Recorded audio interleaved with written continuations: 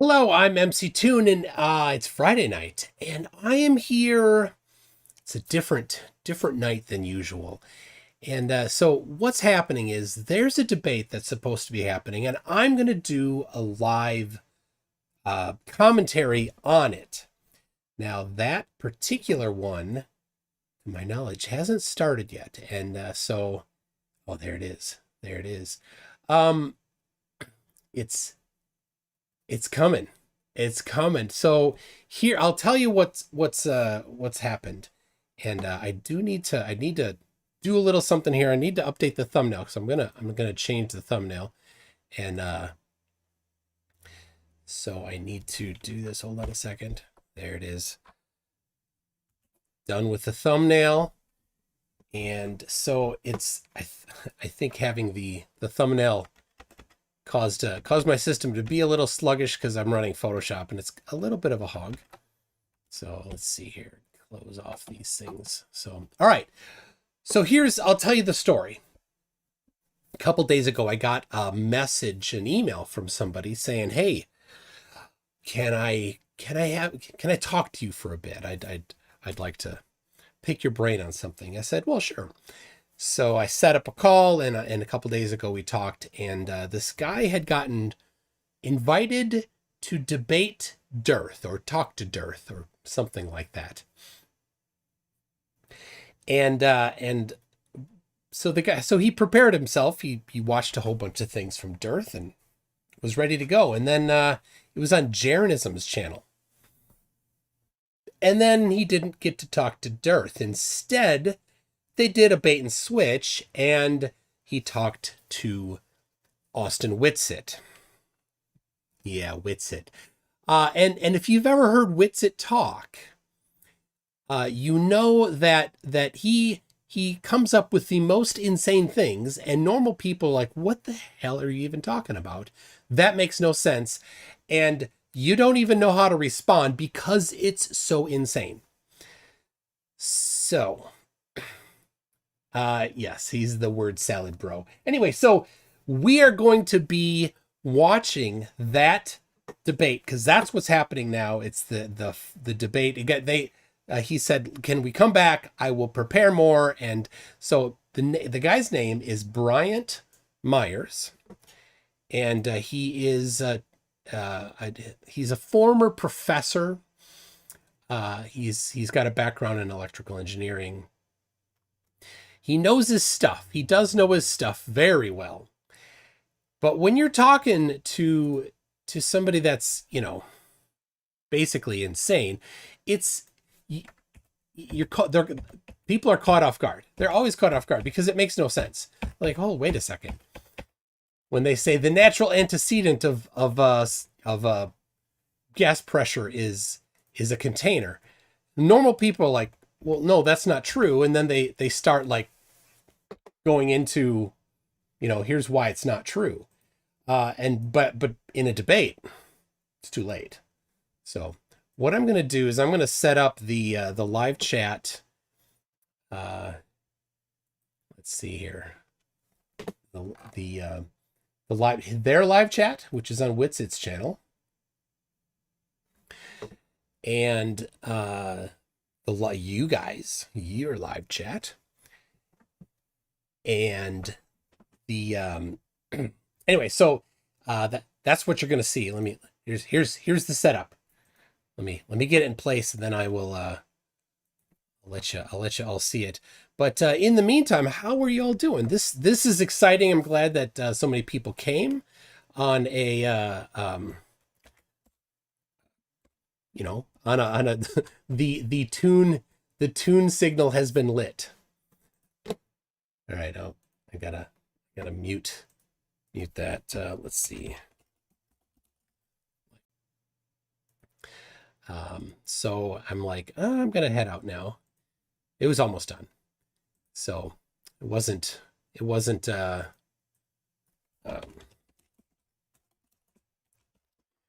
I wasn't really leaving much early. They're probably done by now. So, okay, there it is. Is this it? Okay, that looks like it's the right one. I'm getting, this is Witsit's chat that I'm setting up here. So you can see Witsit's chat, you can see your chat, you can see the debate, you can see everything. So, all right. Oh, this is going to be good. It's laying out very nicely. So there it is. All right, there's the deal. He's got some music playing. I'm not gonna do the music. He's got some dancing astronauts because he's not smart enough to understand how astronauts work. I am buffering. Well, I don't see any buffering. Thank you, Will Clark. I don't see it on my side. So there's only so much I can do if I'm not buffering on my side. So let's see here. The if you were paying attention to the chat, we got this Matt guy here in the chat. He had popped in earlier, and he's like he's talking a bit of trash here. And I'm like, hey, if you want to step into the debate, send me an email. He did. So we're going to do it in 2 weeks or a week and a half from now. So good for that. So we're figuring on the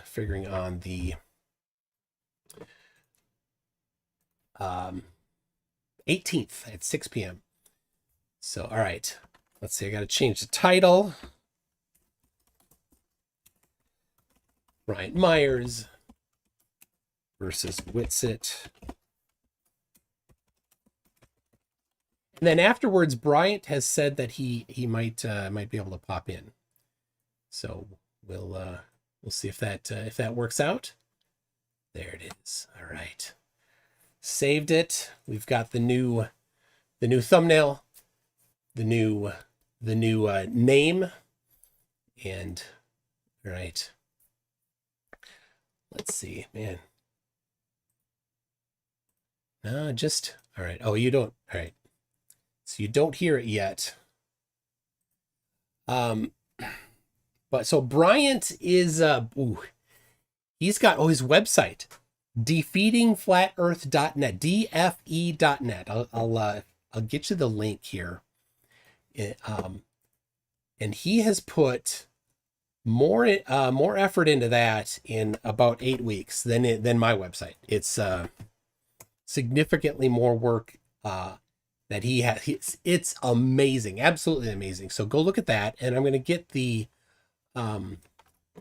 YouTube link to his. He has a small YouTube channel, 60 some subscribers. But what I'm going to ask everybody to do is to go subscribe to him. So I'm going to put. There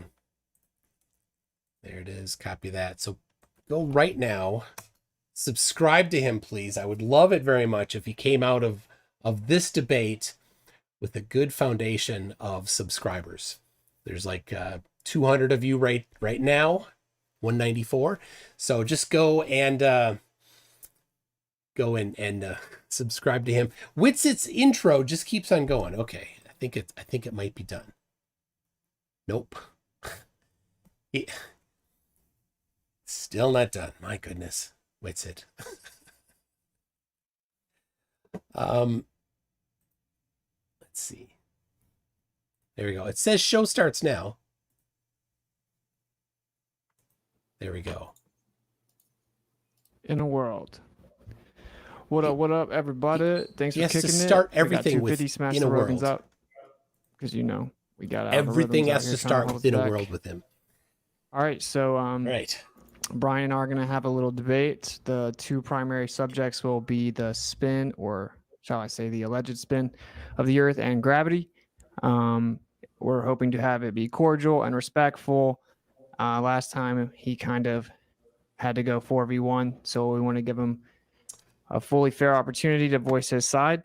And yeah, it was 4-1, and Globers do that too. I don't like it. That's not cool. And we will, barring how the time goes, have a Q&A session at the end. So we ask everyone that is going to super chat a question to be read off the Q&A to be respectful, no insults or personal attacks. If you have a specific question for me or for Bryant, then you can super chat it and we'll read them off. But like I said, try to be respectful, and also try to be respectful in the chat, because no need for you to watch over there. You can watch over here. So I'm glad to be able to provide the watch right here. All right.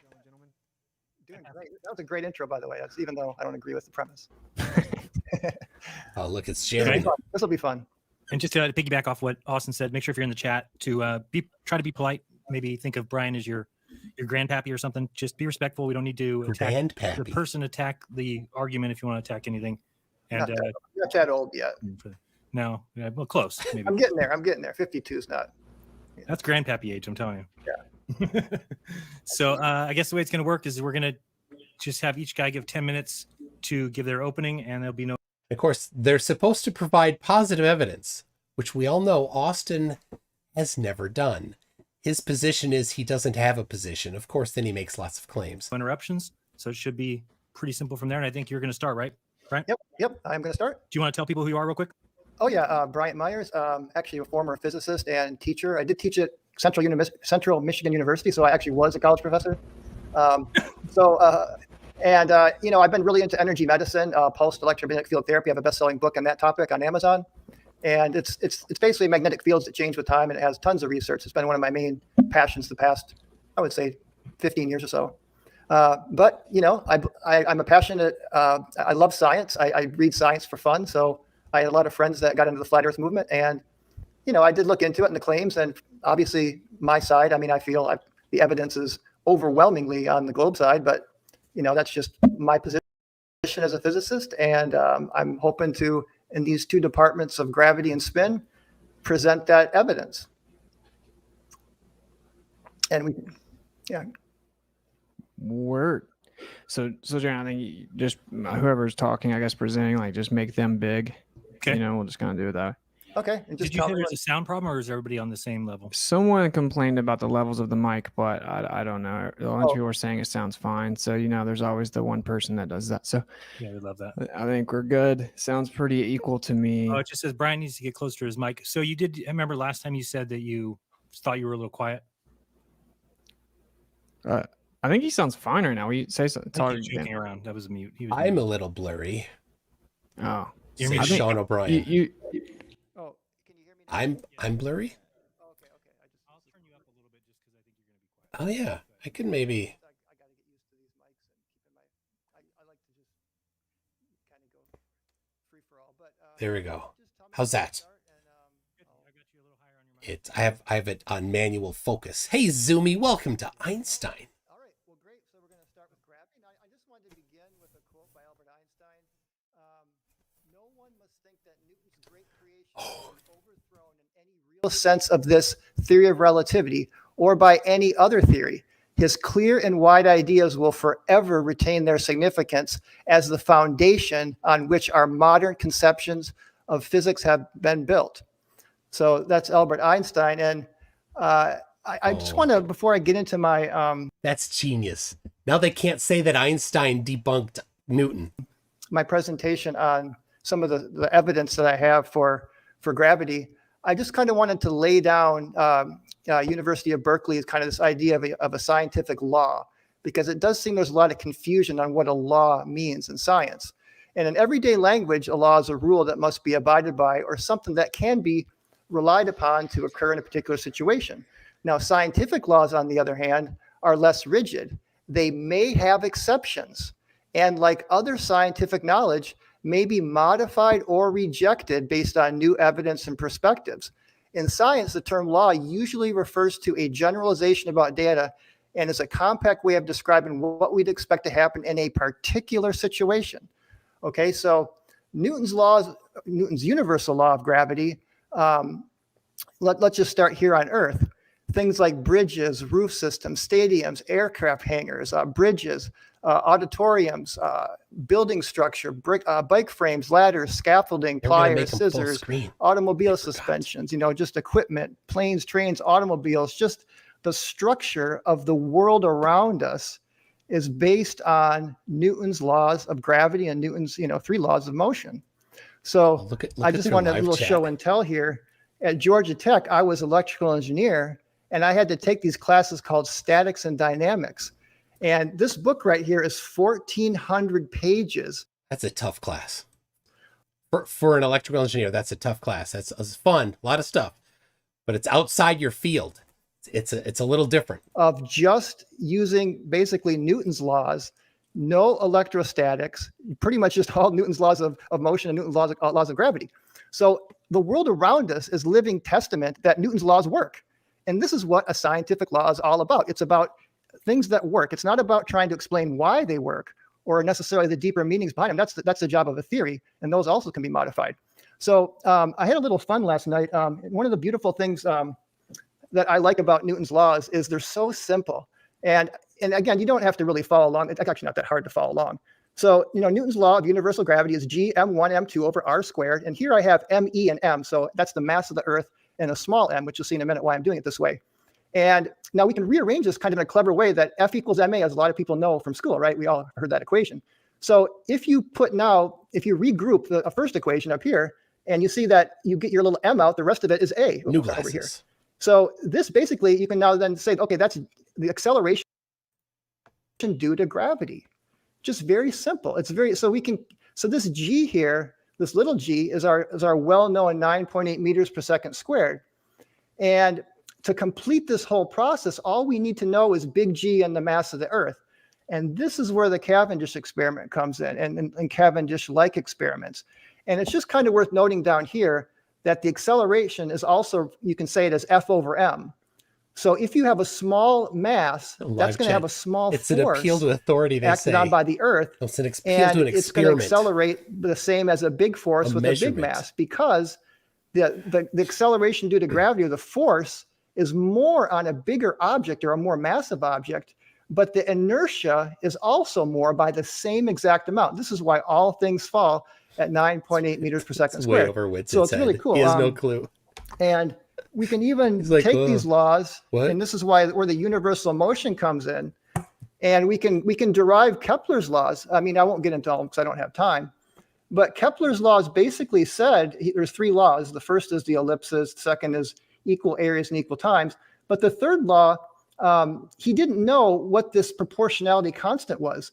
So we can actually just use Newton's laws, and then we just know that the centrifugal force is going to balance the gravitational force, and we can get an exact number for that constant proportionality, and all the planets fall in a straight line.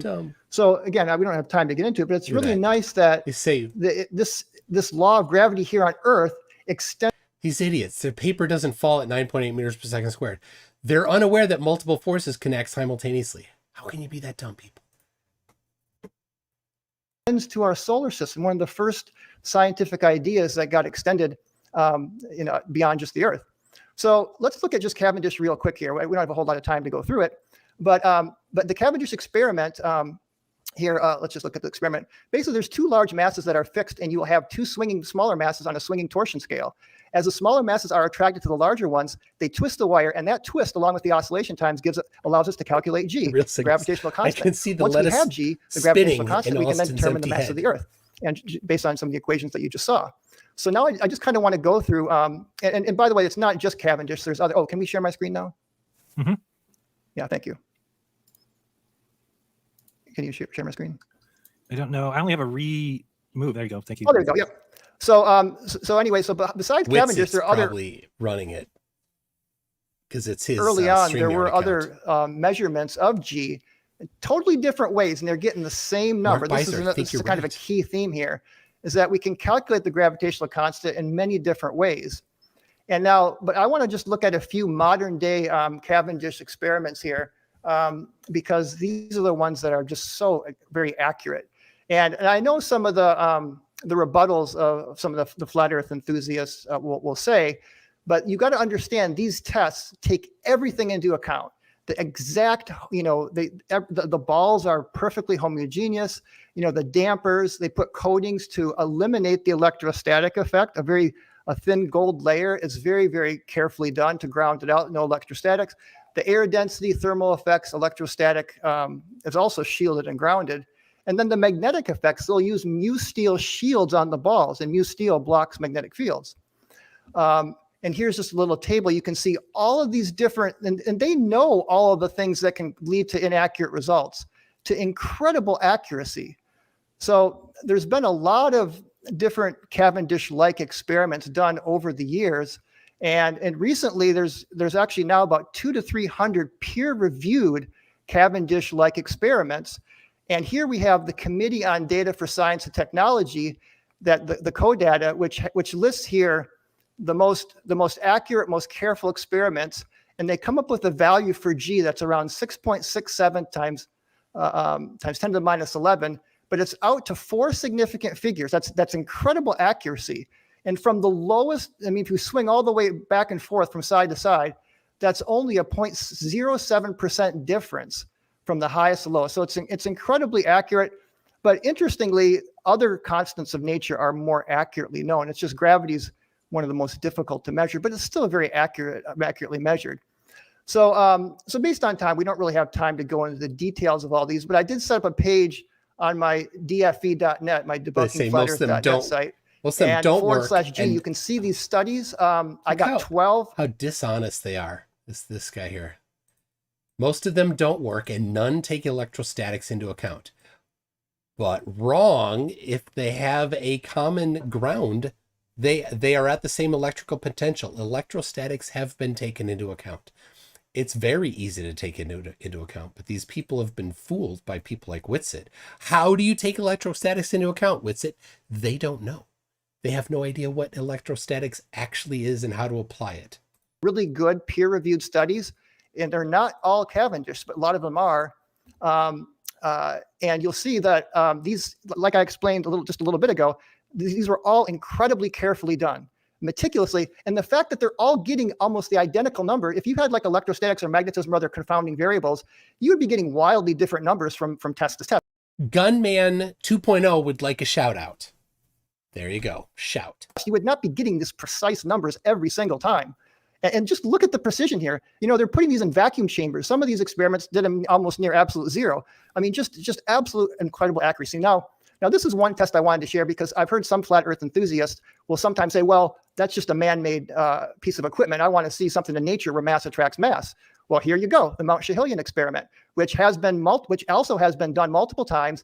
And even recently, there's been a more recent study with the Mount Schehillian back in what year was it? It's a much more recent analysis.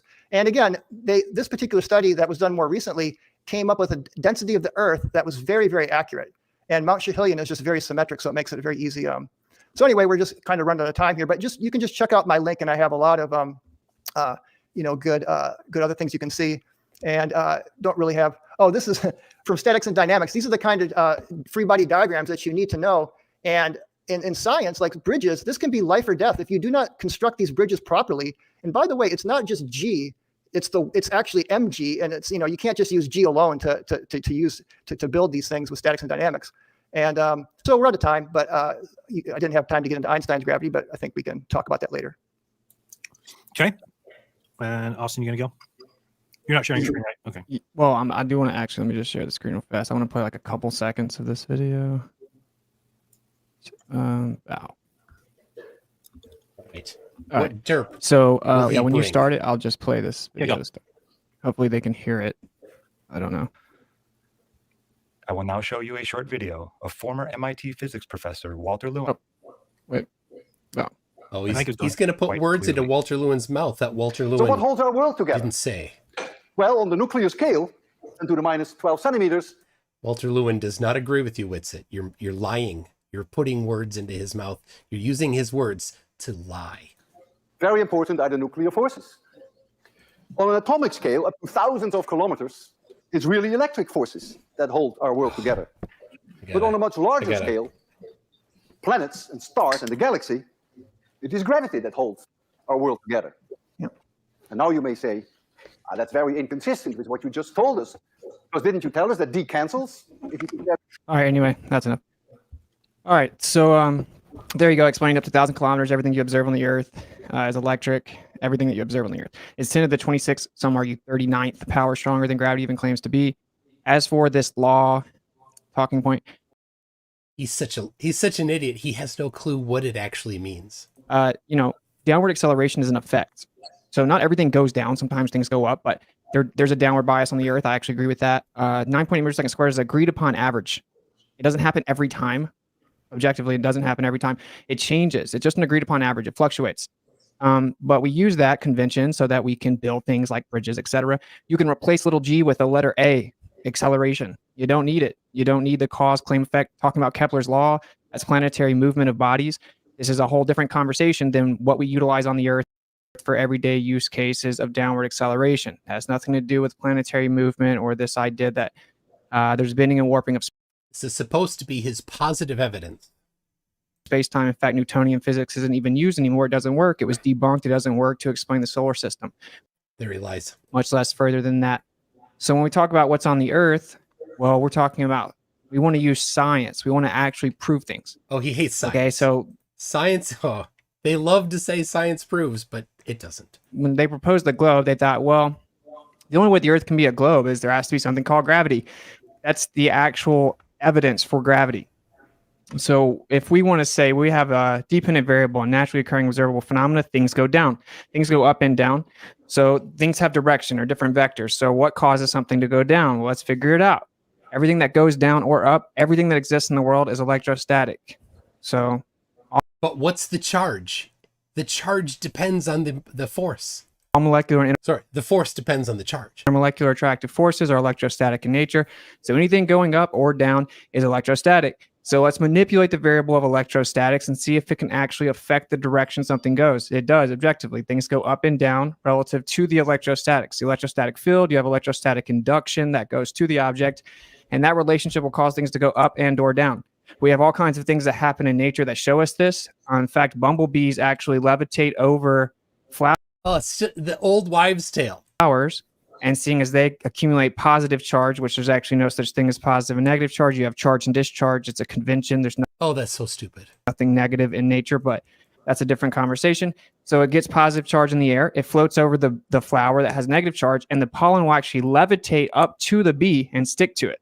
Okay, so we watch this happen all the time. He's so dumb. The clouds, of course, are electrostatic, and then based on the charges in the clouds, that's when eventually the water will come down, right? So apparently the wings on bumblebees are unnecessary. So based on density and buoyancy alone, or based on gravity alone, there's no reason for those clouds to be up there sitting the way that they do. Now they just claim that it's basically counteracted. So whenever you talk about the Cavendish and you said that they control the variable of electrostatics, yes. Well, you said no electrostatics. That's not true. There's no such thing as no electrostatics. The goal that they use is it's easy to neutralize it, so everything's at the same electrostatic charge. Electrostatic, right? So we have things that are called dielectric materials because they have small amounts of magnetic permeability, right? They have high levels of dielectric permittivity. They maintain their charge very effectively, but that doesn't mean that there's nothing there. Just like there's no such thing as anything being neutral. If something's neutral, it doesn't have a net charge, but it still has a charge, including all these quote unquote nuclear forces and the neutron. They have elementary charges, and everything that exists has a charge. So there is nothing in the But earlier he said there's no such thing as charge. Witsit, make up your mind. World, nothing that doesn't have electrostatics. In fact, whenever Cavendish don't go over there. Leave them alone. They'll time you out and kick you out. First did his experiment, he didn't even account for electrostatics. I know people personally that have done it, and they know that electrostatics will indeed make the balls move around. It's the primary thing you have to worry about because of the fact that you have attraction and repulsion with electrostatics. You can never eliminate it. And so then, well, what are we observing? You said that it's always the same. It's not always the same. It varies. It's such a small change, though, that you get a decent little window, and you can say, oh, look, it's pretty accurate. It's never exactly accurate. And then whenever it's not, people just assume it's user error. Does he think measurements are exactly accurate? Of course he does. He's never done an actual measurement. Because even the slightest bit of energy or motion transferred to the Cavendish mechanism will actually affect what you see. So you didn't account for electrostatics. If you manipulate the variable electrostatics in Cavendish, you will literally get the cause. You can't eliminate it. If you ground something, it still has electrostatics. If you put it in a Faraday cage, it still has electrostatics. There's no such thing as eliminating it. And it's 10 to the 36th power or 39th Of course you can eliminate it, you idiot.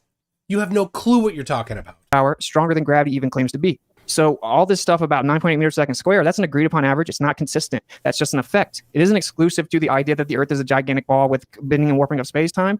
It's not different on a flat Earth or a globe Earth. If things fall down, we have an agreed upon average. That's the effect. And remember, this is Austin's positive evidence for gravity, for whatever causes things to go down. The positive as evidence. What's in contention, what gravity is the claimed cause of that effect. That doesn't mean anything. Like I said, you can change little g and you can replace it with they. So what we know to actually be true, and I just showed you Walter Lewin from MIT explaining it, everything up to thousands of kilometers, which I don't make claims about thousands of kilometers because I don't believe in fairy tales, but the point is that everything on the Earth is electrostatic and it's just objective and we can manipulate that variable. We have spider ballooning. They proved that they took them outside of the wind because they used to think that they did that because of wind, and actually because there's an electrical potential. There's a difference in electrical charge. That's what causes the force. But when they're at the same charge, no force. Based on electrostatics, they levitate more effectively. They basically fly because they propel themselves with electrostatics. Bumblebees are not aerodynamic, but they use electrostatic resonance and they can fly through crosswinds up to 60 miles per hour unaffected because they have like a little electrostatic force field. So what we have, I'll use the last 3 minutes to explain this. All the stuff of just begging the question of gravity doesn't mean anything. Conflating the cause and effect of downward acceleration to being the cause, which is claimed to be gravity, doesn't mean anything. Just saying, look, we have an equation that we can use for technology based on 9.8 meters per second squared doesn't prove gravity at all. Like I said, you can replace a little g with a. So what we actually see is that we have atmospheric electricity on the Earth. So we have an increase, equipotential increase. It goes up 100 volts per meter. Okay. So there's positive charge, potential charge increasing up from the surface, 100 volts per meter. Now, the only way that that can be replicated or accomplished in any way, in any actual demonstration in the world, is you have to have two Gaussian surfaces. You have to have a surface above and a surface below to get that equipotential increase. It's the only way. There's no other way that can be demonstrated. Well, we have that on the Earth. We have equipotential increase, which means there has to be a surface above us acting as the second Gaussian surface. And that's what gives you this downward. Where is that necessity? You just said that. You asserted that, Austin. No, that's not real. Flow of electricity on the Earth. So that's what gives you the downward bias. So when something fluctuates between 9.8 meters per second squared and 9.73, well, okay, because electrostatics is super weak. So the change in electrostatics would never be drastic. It's an agreed upon average. What? I thought electrostatics was 10 to 39 times stronger. Not all things go down. Sometimes things go up. So we can actually manipulate that variable. We can prove it's there. All matter has it. It's tangible. We can actually manipulate it in an experiment and prove that it causes things to go up or down. So what we have from the beginning is scientific evidence that has demonstrated. He got this. Sheila Carpenter says, do you have to need rotation to have gravity? No. Objectively, that electrostatics is always present and it causes things to go up and down. And we have an electrostatic field in the Earth with equipotential increase, and there's a downward flow. You can, in fact, run something called a corona motor, electrostatic motor, with this current. Okay, so we have downward flow pushing down to the surface of the Earth where we have negative surface charge. Again, this is how bumblebees operate. So if we're going to make an additional claim, because like I said, not to be too reiterative, but 9.8 meters per second squared doesn't prove anything. That's just an effect. That's the agreed upon average of downward acceleration. That changes a little bit, but it's just an effect. So we want to find out the cause. The question is, does gravity exist, and is it the cause of the effect? That's the actual point, right? Well, when you say you try to control for the variable of electrostatics and stuff like that, you can never eliminate it. It's always there. It's 10 to 36 power stronger than gravity claims to be. How could you find a force much smaller than that if you can't actually get rid of that force when you know it's stronger? Okay, and we can scientifically prove it. We cannot scientifically prove the bending and warping of space-time. No one's ever manipulated space-time. They just manipulate mass, reify it, beg the question, assume that it's true. So one of them scientifically valid and can be proven. And then one of them just has to be true if the Earth is a ball and has never been proven. So in summary, like I said, people often conflate big G and little g.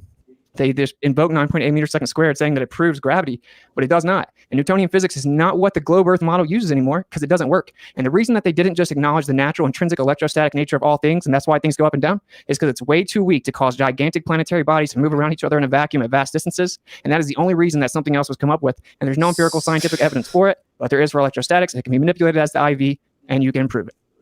He gave the experiment, the measurements of it, but you ignored it. It was nuh-uh. All right, so if there's this voltage change, 100 volts per meter, if that's the cause of it, Whitsett, then when something is 1 meter above the ground, it will have a certain downward, force.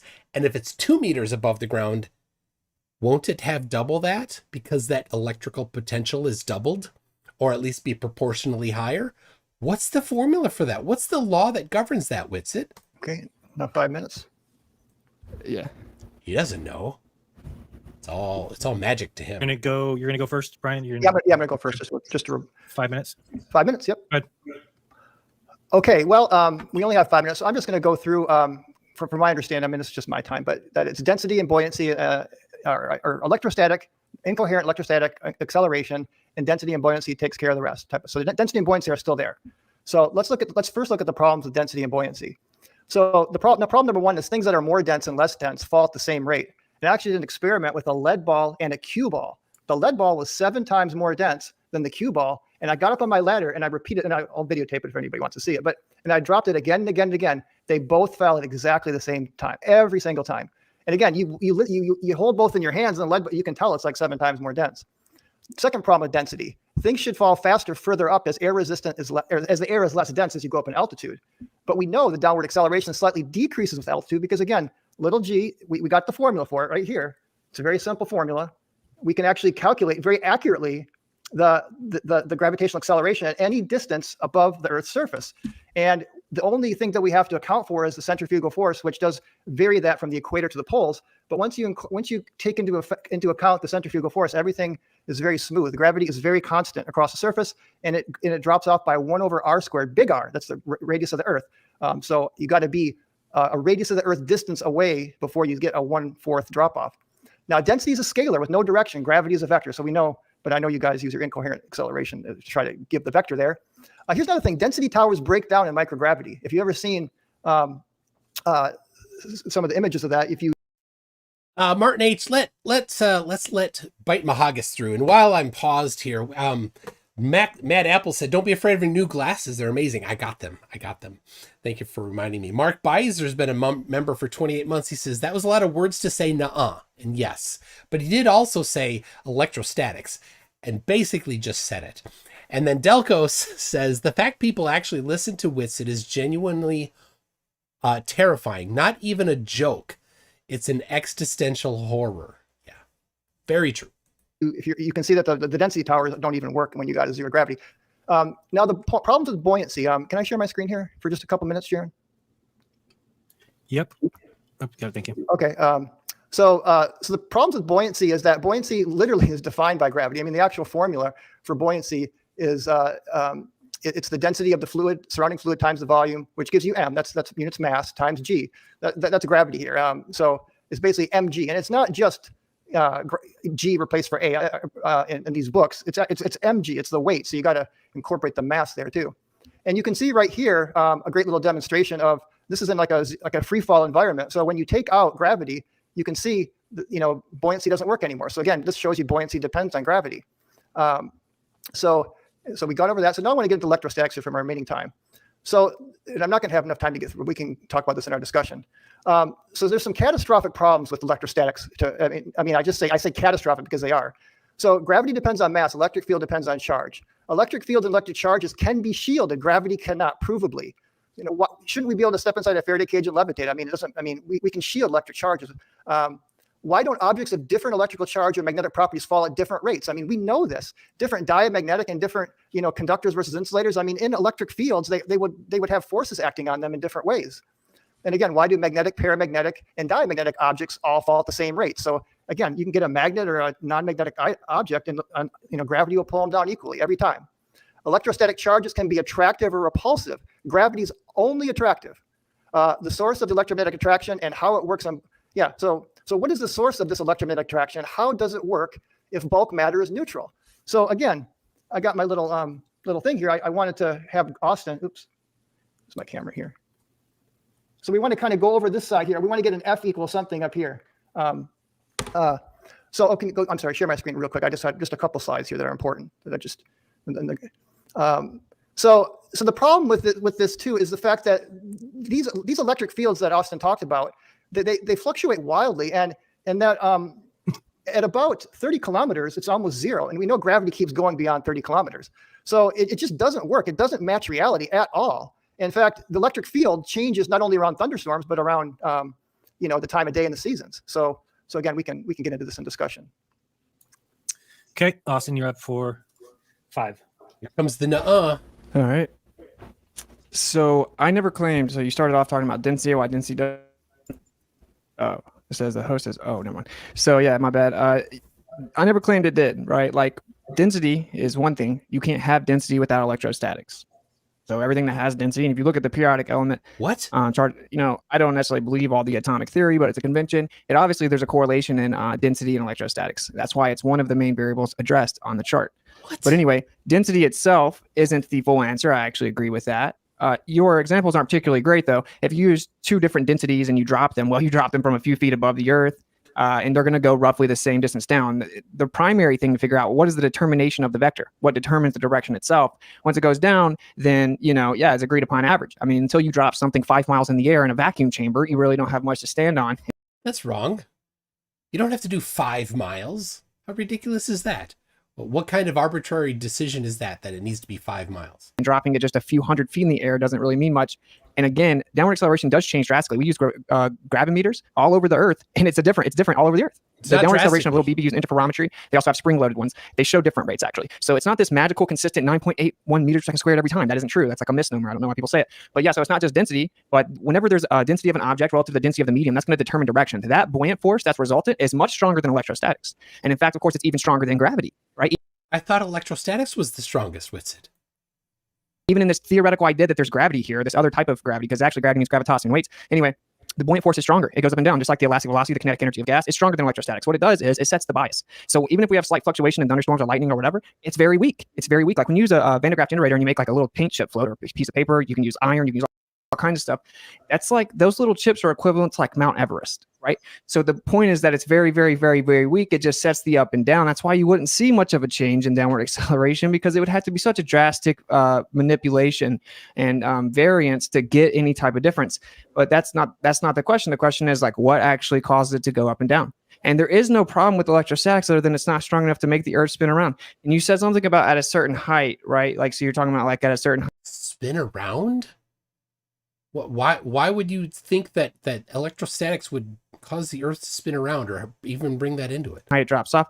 I don't believe any fairy tales above 50, 60 miles or anything like that, but all of it has electrostatics. Even in the globe paradigm, they claim there's something called the ionosphere, and that it starts right at around 40 miles. They say 40 to 50 miles to like 400 miles, which we don't believe stories past 60, 70 miles at all. But the main thing with that is that was the first time ever that was claimed. Maxwell actually changed his equations, right, to say that you could have electrostatics without matter. Because you can't have electrostatic conduction or electrostatics without matter. And they made up the ionosphere to basically save the globe. But the primary point here is we have equipotential increase from the surface up. And that creates a downward flow. Everything. And the only way to have that is to have 2 Gaussian surfaces. No. So what we know we have on the Earth has to be there because of 2 Gaussian surfaces. And that is 10 to the 36 power stronger than gravity claims to be. So I don't know why it's so hard for people to accept it, but it just is what it is. And this is why it's not discovered on the quantum scale at all. There's no evidence for gravity on the quantum scale at all. It doesn't work. It's incompatible. The relativity doesn't work at all on the quantum scale. But we know that there's electrostatics there. It's everywhere. And a Faraday cage does not block electrostatics. Yes, it does. Sure, it can stop like electromagnetism. It doesn't stop electrostatics. The cage itself is electrostatics. The air inside of it's electrostatics. Whatever objects are in there are still electrostatic. There's still electrostatic induction. And no matter how much you try to neutralize it, like he doesn't understand that it is possible to have things at the same potential. It's just beyond his comprehension. On the very smallest scale, right, which you can't remove it, because if you removed it, you wouldn't have the matter in the first place. On the very smallest scale, it's 10 to the 36 power stronger than gravity claims to be. He keeps saying that. Super inconsistent, of course, but it doesn't even matter. So the primary point here is we need actual empirical evidence that you're isolating something outside of it, and you're not, and it isn't completely constant. So it's somewhat reiterative to my first 10 minutes, but it's the same point. I'm not claiming that it's density alone. Buoyant force is much stronger than electrostatics, but it's what sets the up and down. It's measurable, it's testable, it's provable. All matter that exists is electrostatic. Not one piece of matter can be invoked that isn't electrostatic. And so that's all there is to it. There's not really even a debate to be had, because until we have like other empirical evidence to substantiate the idea of the bending and warping of space-time, which is considered to be incomplete at best, right? And there's really not much to discuss other than we need it. So yeah, there you go. And yeah, just because things change during thunderstorms or whatever, it doesn't matter, because it's electrostatics is super weak. So there you go. Very good, very good.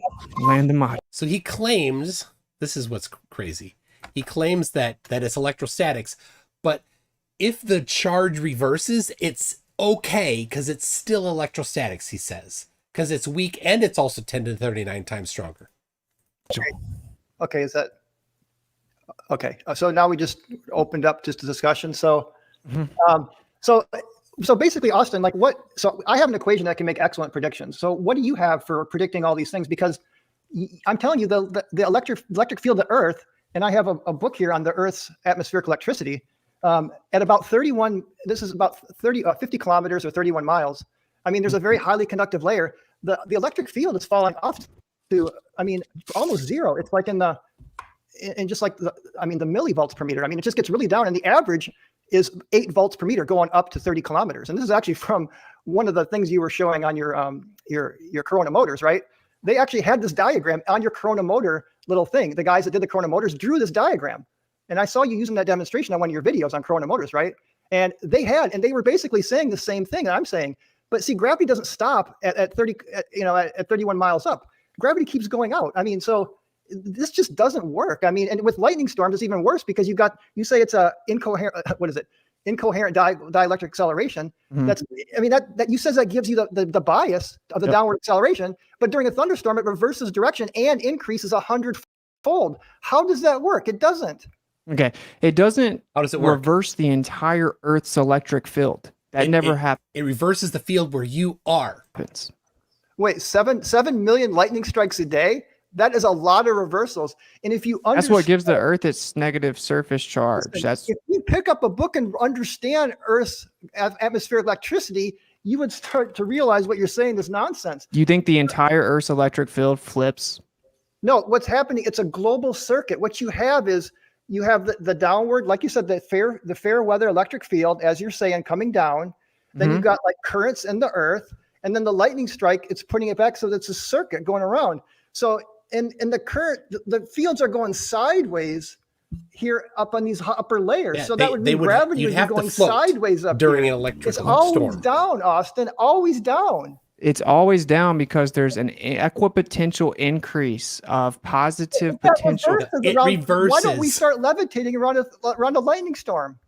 Okay, because that's just a very temporal discharge, and the density of whatever it is that's on the ground has a buoyant force that, again, is much stronger than electrostatics. So that's what sets the up and down, but your density, the buoyant force that comes from your density is much stronger. And again, the entire electric field of the Earth never flips. It never happens. No, I didn't say that's the entire field. I said there's around 7. Oh, Witsit, the field flips. Your electrostatics doesn't work. You would fly to the ceiling because it's 100 times stronger the other direction during a strike.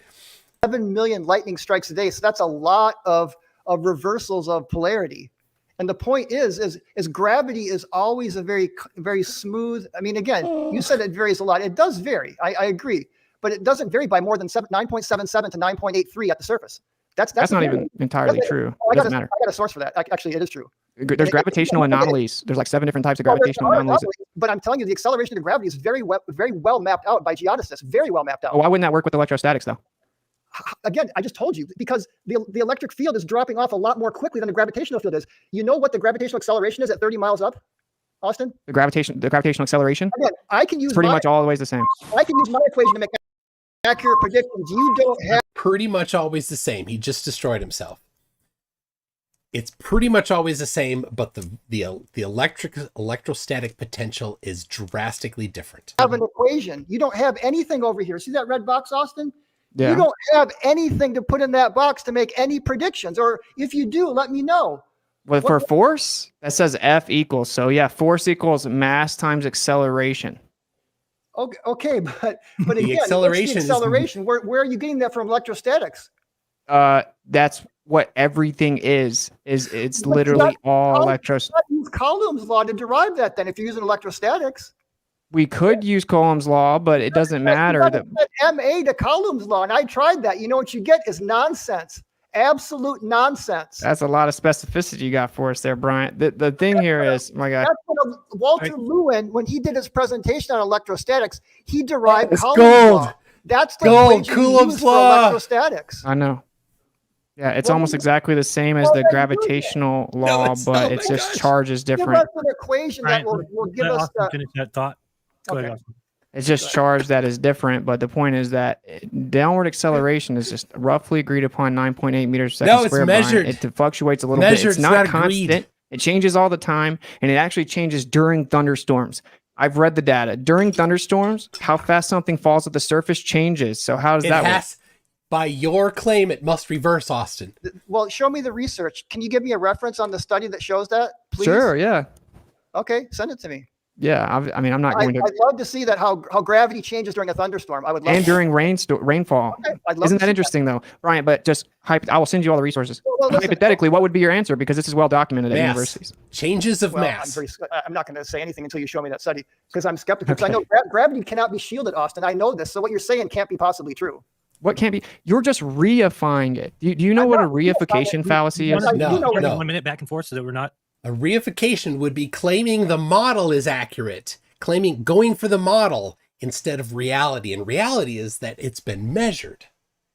And reification is going with something that's not been measured. That's just a model. You don't even have a model, Whitsett. You just say it's electrostatics. The end. You have nothing.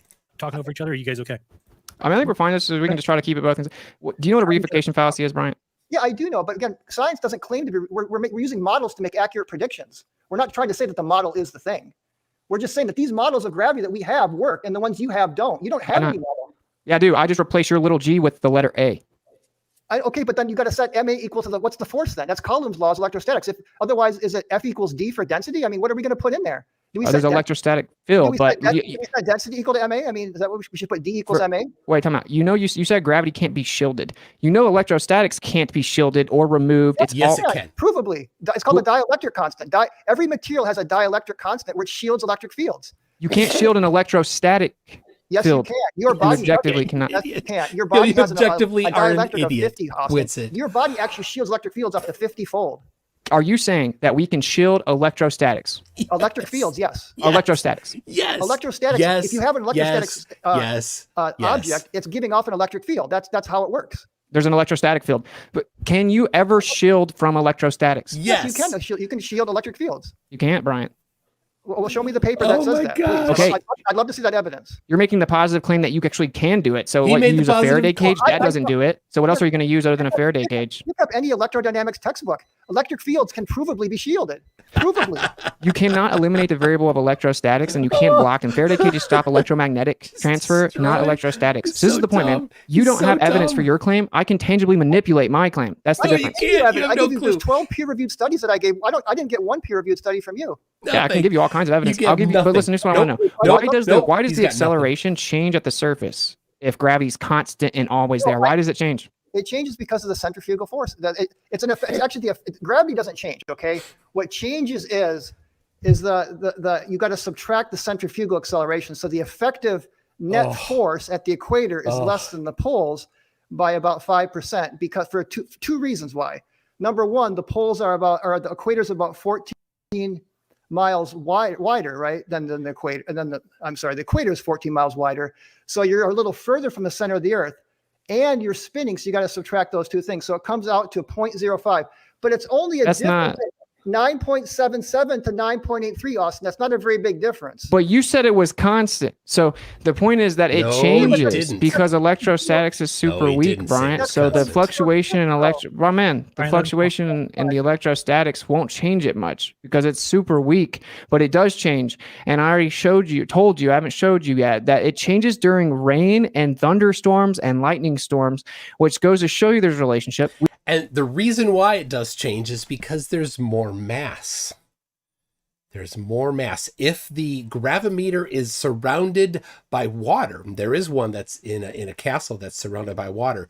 During a rainstorm, it changes. There's more water in the air above it, and there's more water in the ground around the building. We can manipulate the variable, make things go up or down way more or fall faster. This proves that it is objectively a variable that's relevant to all of these things. And your gravity explanation can't explain clouds. It can't explain anything. Yes, it it's does. just an idea to try to claim the Earth's a ball. Yeah, Good. but let's get back to this for a second. So up here at 30 kilometers or 30 miles, you got near zero electric field, okay? But the gravitational acceleration is still 9.71. It didn't fall by very much, but your electric field's almost zero.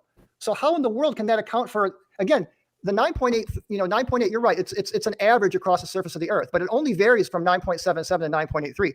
But it does go down with altitude, right? So the top of Mount Everest is going to be lower. So again, this equation I gave you. I mean, it's simply, you can calculate the gravitational acceleration at any distance from the surface of the Earth. But because we live on the surface of the Earth, we're almost always dealing with 7.83. But your model has no equation that can tell us what the acceleration is.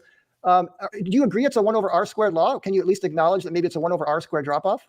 Well, I need to verify your r there, wouldn't I? Yeah. Okay, but I'm saying it is a 1 over r squared drop off, provably. I mean, we can take the measurements. I mean, you can measure the acceleration going up in altitude and see that it is falling exactly by this equation right here, by the 1 over r squared. Is your claim that there's no proportionate relationship to acceleration and then how high up you go in the electrostatic field? Say that again.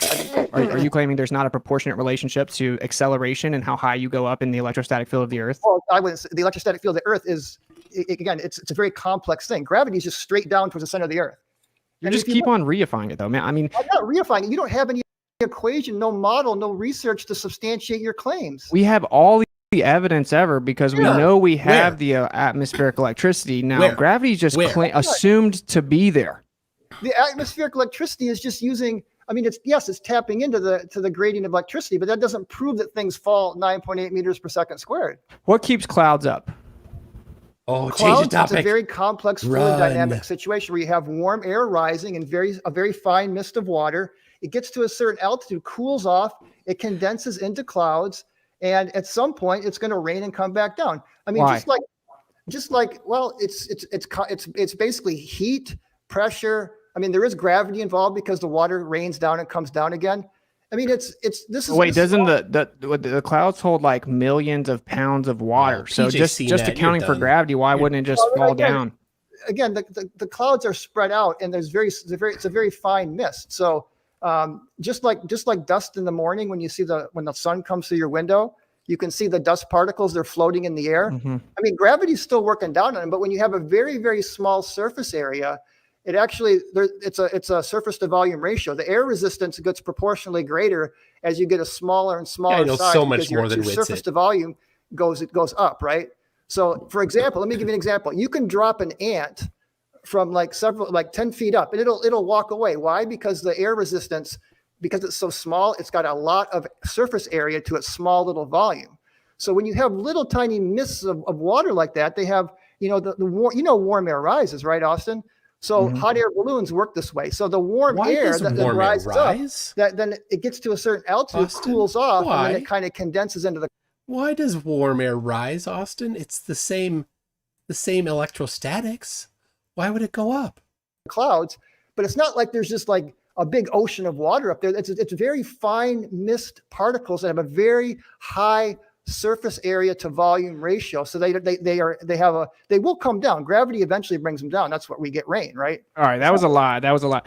Objectively, even within your paradigm, clouds are held together with electrostatics. What happens is there's a friction. Ryan, come on, bro. There's a friction that builds up inside the clouds, and it creates charge, and the charge continues to build, and then the charge within the cloud begins to like situate out.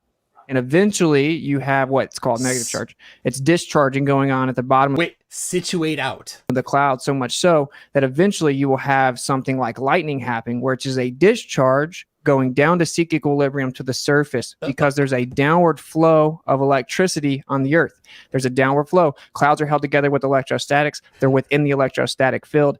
All of the water and the ice crystals in the cloud are electrostatic. They all situate themselves based on that. That's what lightning is. It's electrostatic discharge. You're talking clouds, not lightning. Equilibrium. So we have a downward electric flow on the Earth. Electrostatics is 10 to 36 power stronger than gravity and claims to be. Say it again. And everything has a downward bias, and then the different forces like kinetic energy and buoyant force is stronger than that. This is just objective. But the lightning strikes go back up though too, Austin. It goes the other way. Lightning bolts go up and down. They don't just go down. Okay.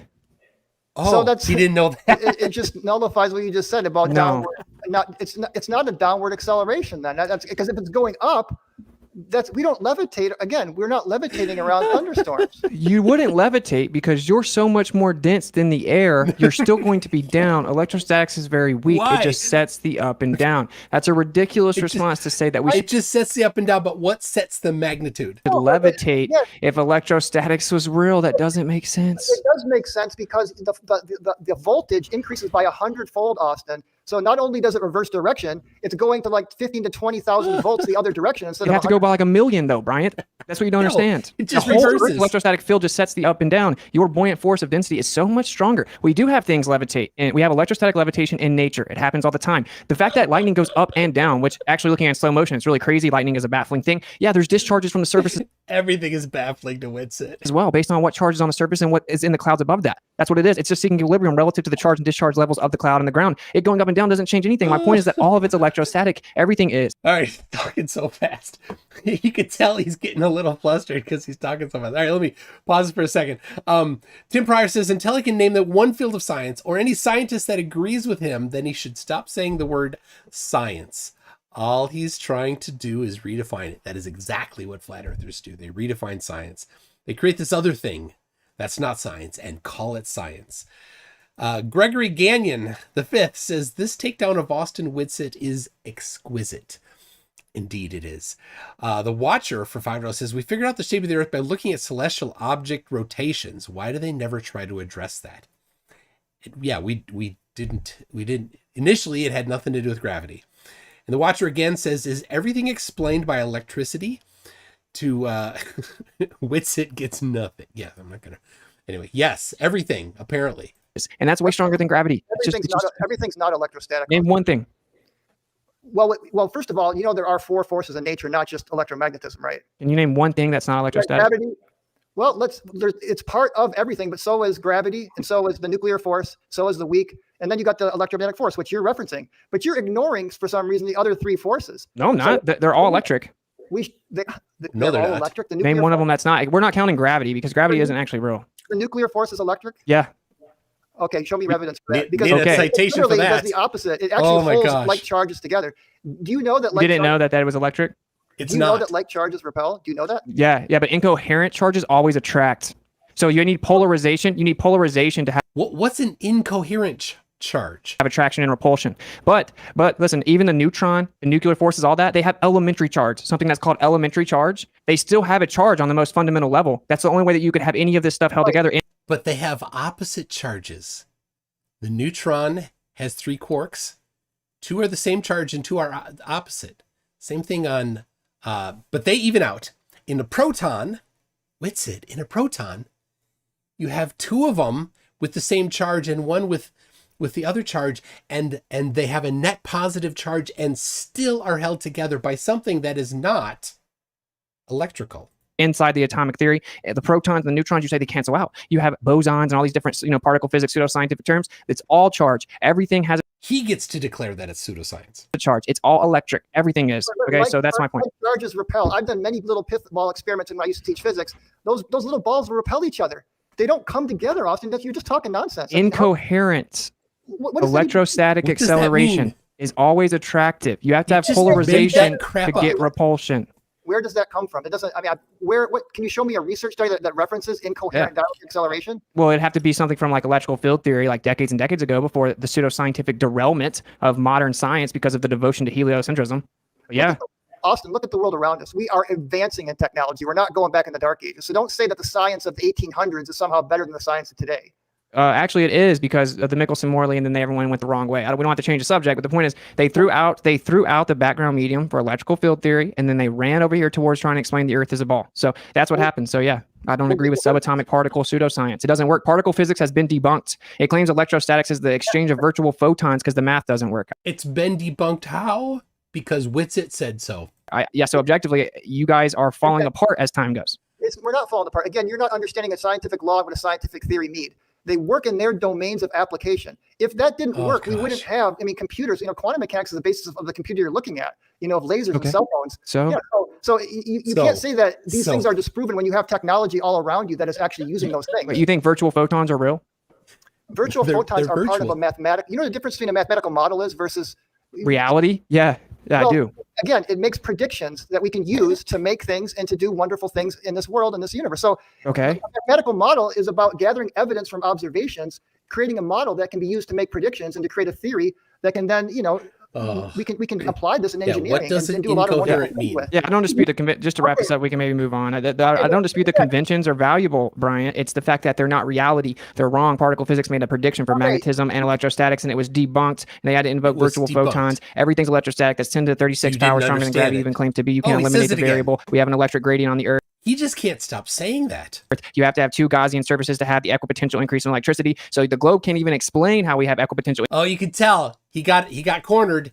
He had to say his script again. Increase of electricity, and it has a downward flow on the Earth, and it's much stronger than gravity even claims to be until you get onto the planetary scale, and even Walter Lewin from MIT will tell you that.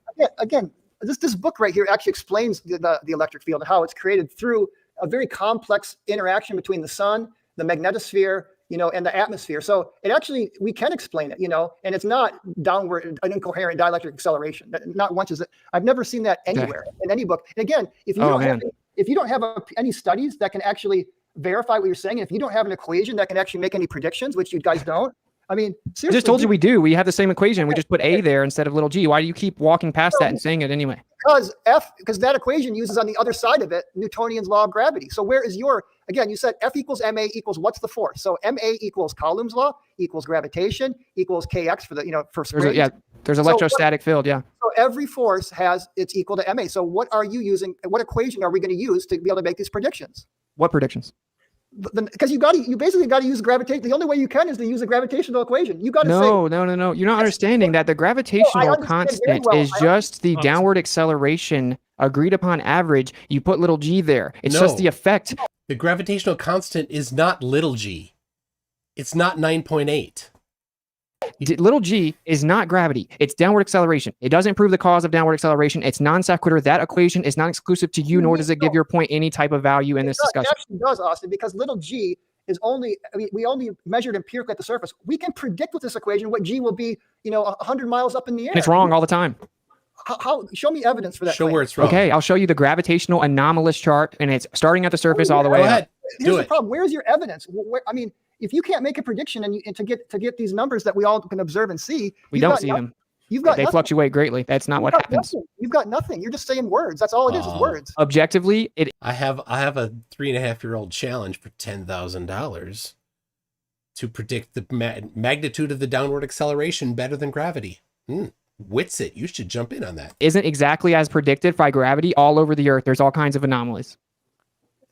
Again, if they were to account for the electrostatic field and all the variables based on electrostatic induction, they would get much more accurate readings, but they don't do that. So we may have exhausted it. It's been an hour if you want to move on to spin. Okay, I know, but show me some evidence. I haven't seen any. I'm still waiting, and I've watched a lot of your debates. I haven't seen you provide any solid, tangible evidence for this claim. We can manipulate the independent. We can manipulate the independent variable of electrostatics. So this is how science works, Bryant, right? This is how science works. You have a naturally occurring observable phenomena that you want to figure. He's going to tell us how science works. Figure out. That's how natural science works. You want to study that effect and see, can I figure out what causes this? It's a cause and effect relationship test that you then propose called a hypothesis. So it's like things go up or down, okay? Things have vectors, directionality. We see things go down. That's our naturally occurring observable phenomena. Now we're going to presume the cause is electrostatics. So if I manipulate electrostatics, it will cause things to go up and or down. And we're going to run an experiment to test that. And when we manipulate electrostatics, like in the Van de Graaff generator, things will go up, they will weigh more, they will accelerate faster. You can make things go up and down manipulating electrostatics, and you can replicate that equipotential increase with two Gaussian surfaces like we have on the Earth. This is actual science. Gravity has none of that. I know, that's just electrostatics, so that's not gravity. I mean, I used to teach physics. I used to use an Van de Graaff generator. You could just get a wool sweater and a balloon, and you don't even need to get those Van de Graaff generators. I mean, I know, you're right. You can do it with all kinds of. Now, can you do the same thing and give us scientific, experimentally valid, verifiable evidence that gravity is real? Yes. Do you have an equation that can make any predictions? A model that can make any predictions at all? Seriously, just one prediction. I can just call it the electric constant. I can just call it the electric constant acceleration. Put the letter A there. Can you solve this with your model? If a ball drops from a 10 meter on a ledge, what's the object's velocity before it hits the ground using your model? I'd love to see you use your model to solve this little problem. It's a very simple problem with Newton's kinematics and gravity. But if you can't solve a simple problem like this, you absolutely have no model at all, because you got to be able to make a prediction, Austin. Otherwise, you've got nothing. Okay, but we can make all kinds of predictions with electrostatics, because all you're doing for yours is factoring in an agreed upon average of downward acceleration. It's much more than that. What is it? It's not agreed upon. It's measured.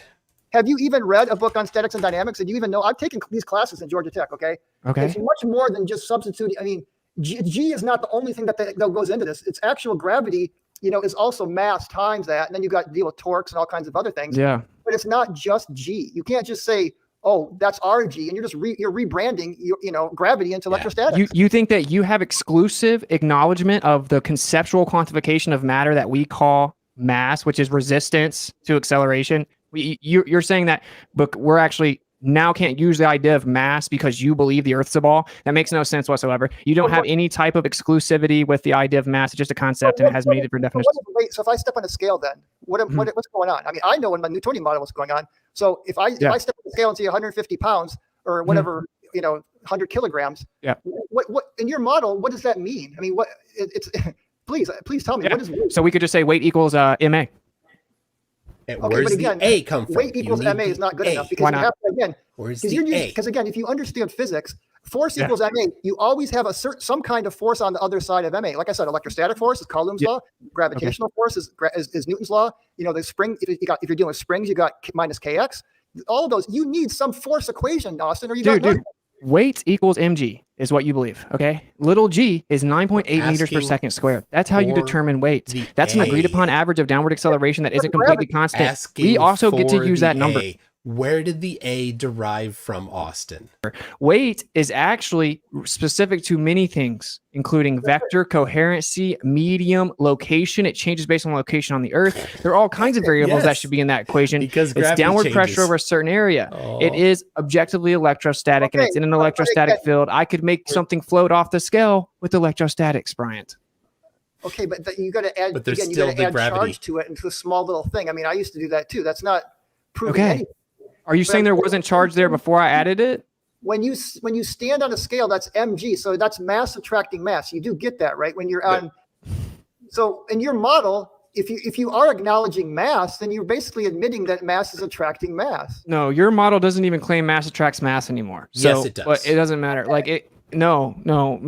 Gravity is no longer considered an intrinsic property of matter. Austin knows more than everybody else. He knows more about gravity than people that actually study it. For a century. It's the bending and warping of space-time. Did you listen to what I said about what a law is?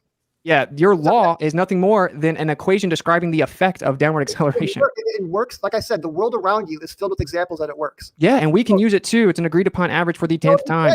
That's gravity. You got to, again, you don't have a force equation, Austin. So we'll let the audience decide. Okay, let's go to the next one. Yeah. Let's go on the next one. Okay, so who's going first this time? Let's go to rotation. He can go first.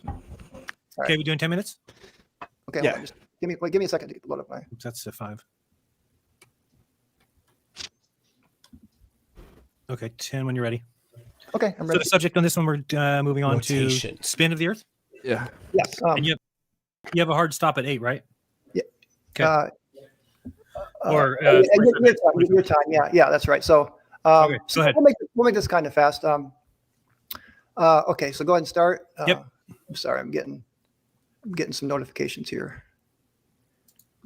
Hold on. Okay, can you share my screen? Yes. Sure. I don't know, Austin. Why come mine says remove only when I go down there? I don't know how you. I don't know. You should have admin. Yeah, it just says remove is my only option for some reason. All right, we're good. We're fine. That title, how incoherent electrostatic acceleration. No, Brian wants his vector. That's not from Walter Lewin. Oh my bad. That title wasn't his. You don't want to use Walter Lewin, bro? I love Walter Lewin. In fact, again, you got to watch his gravity lectures because they're great. Mm-hmm. Seriously, okay, they're really good. Clock start. Okay, so now we're going to talk about the Earth's rotation, and I just want to provide many different ways that we can see that the Earth does rotate. So the first one I want to briefly go over is sunrise and sunsets and lighting. Then I want to look at counter-rotating star fields, equatorial mountain telescopes. We'll just mention really quickly. The centrifugal force itself is great evidence that the Earth is rotating. The Earth effect on east to west flights is a good evidence that the Earth is rotating. And then, of course, we got gyroscopes. We got optical gyroscopes, mechanical gyroscopes, the Foucault pendulum, long-range ballistics. And so let's just start with sunrise and sunset here. So I really like this little proof. So So I just want you to watch this little animation. You can see the mountain here is lighting up from the top down. This is looking west at sunrise. So sunrise. How could it light up west, top down? Now this is sunset on Mount flat. Everest, so you can see the opposite. Wow. The last thing to stay lit is the top of the mountain.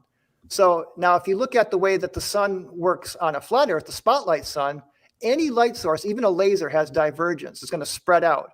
So the bottom of those mountains should be lighting up first on a flat Earth. And at nighttime when the sun sets, the last thing that it's the opposite direction too. The bottom should be lit up last. But it's just the opposite, which is perfectly explainable by the rotating Earth.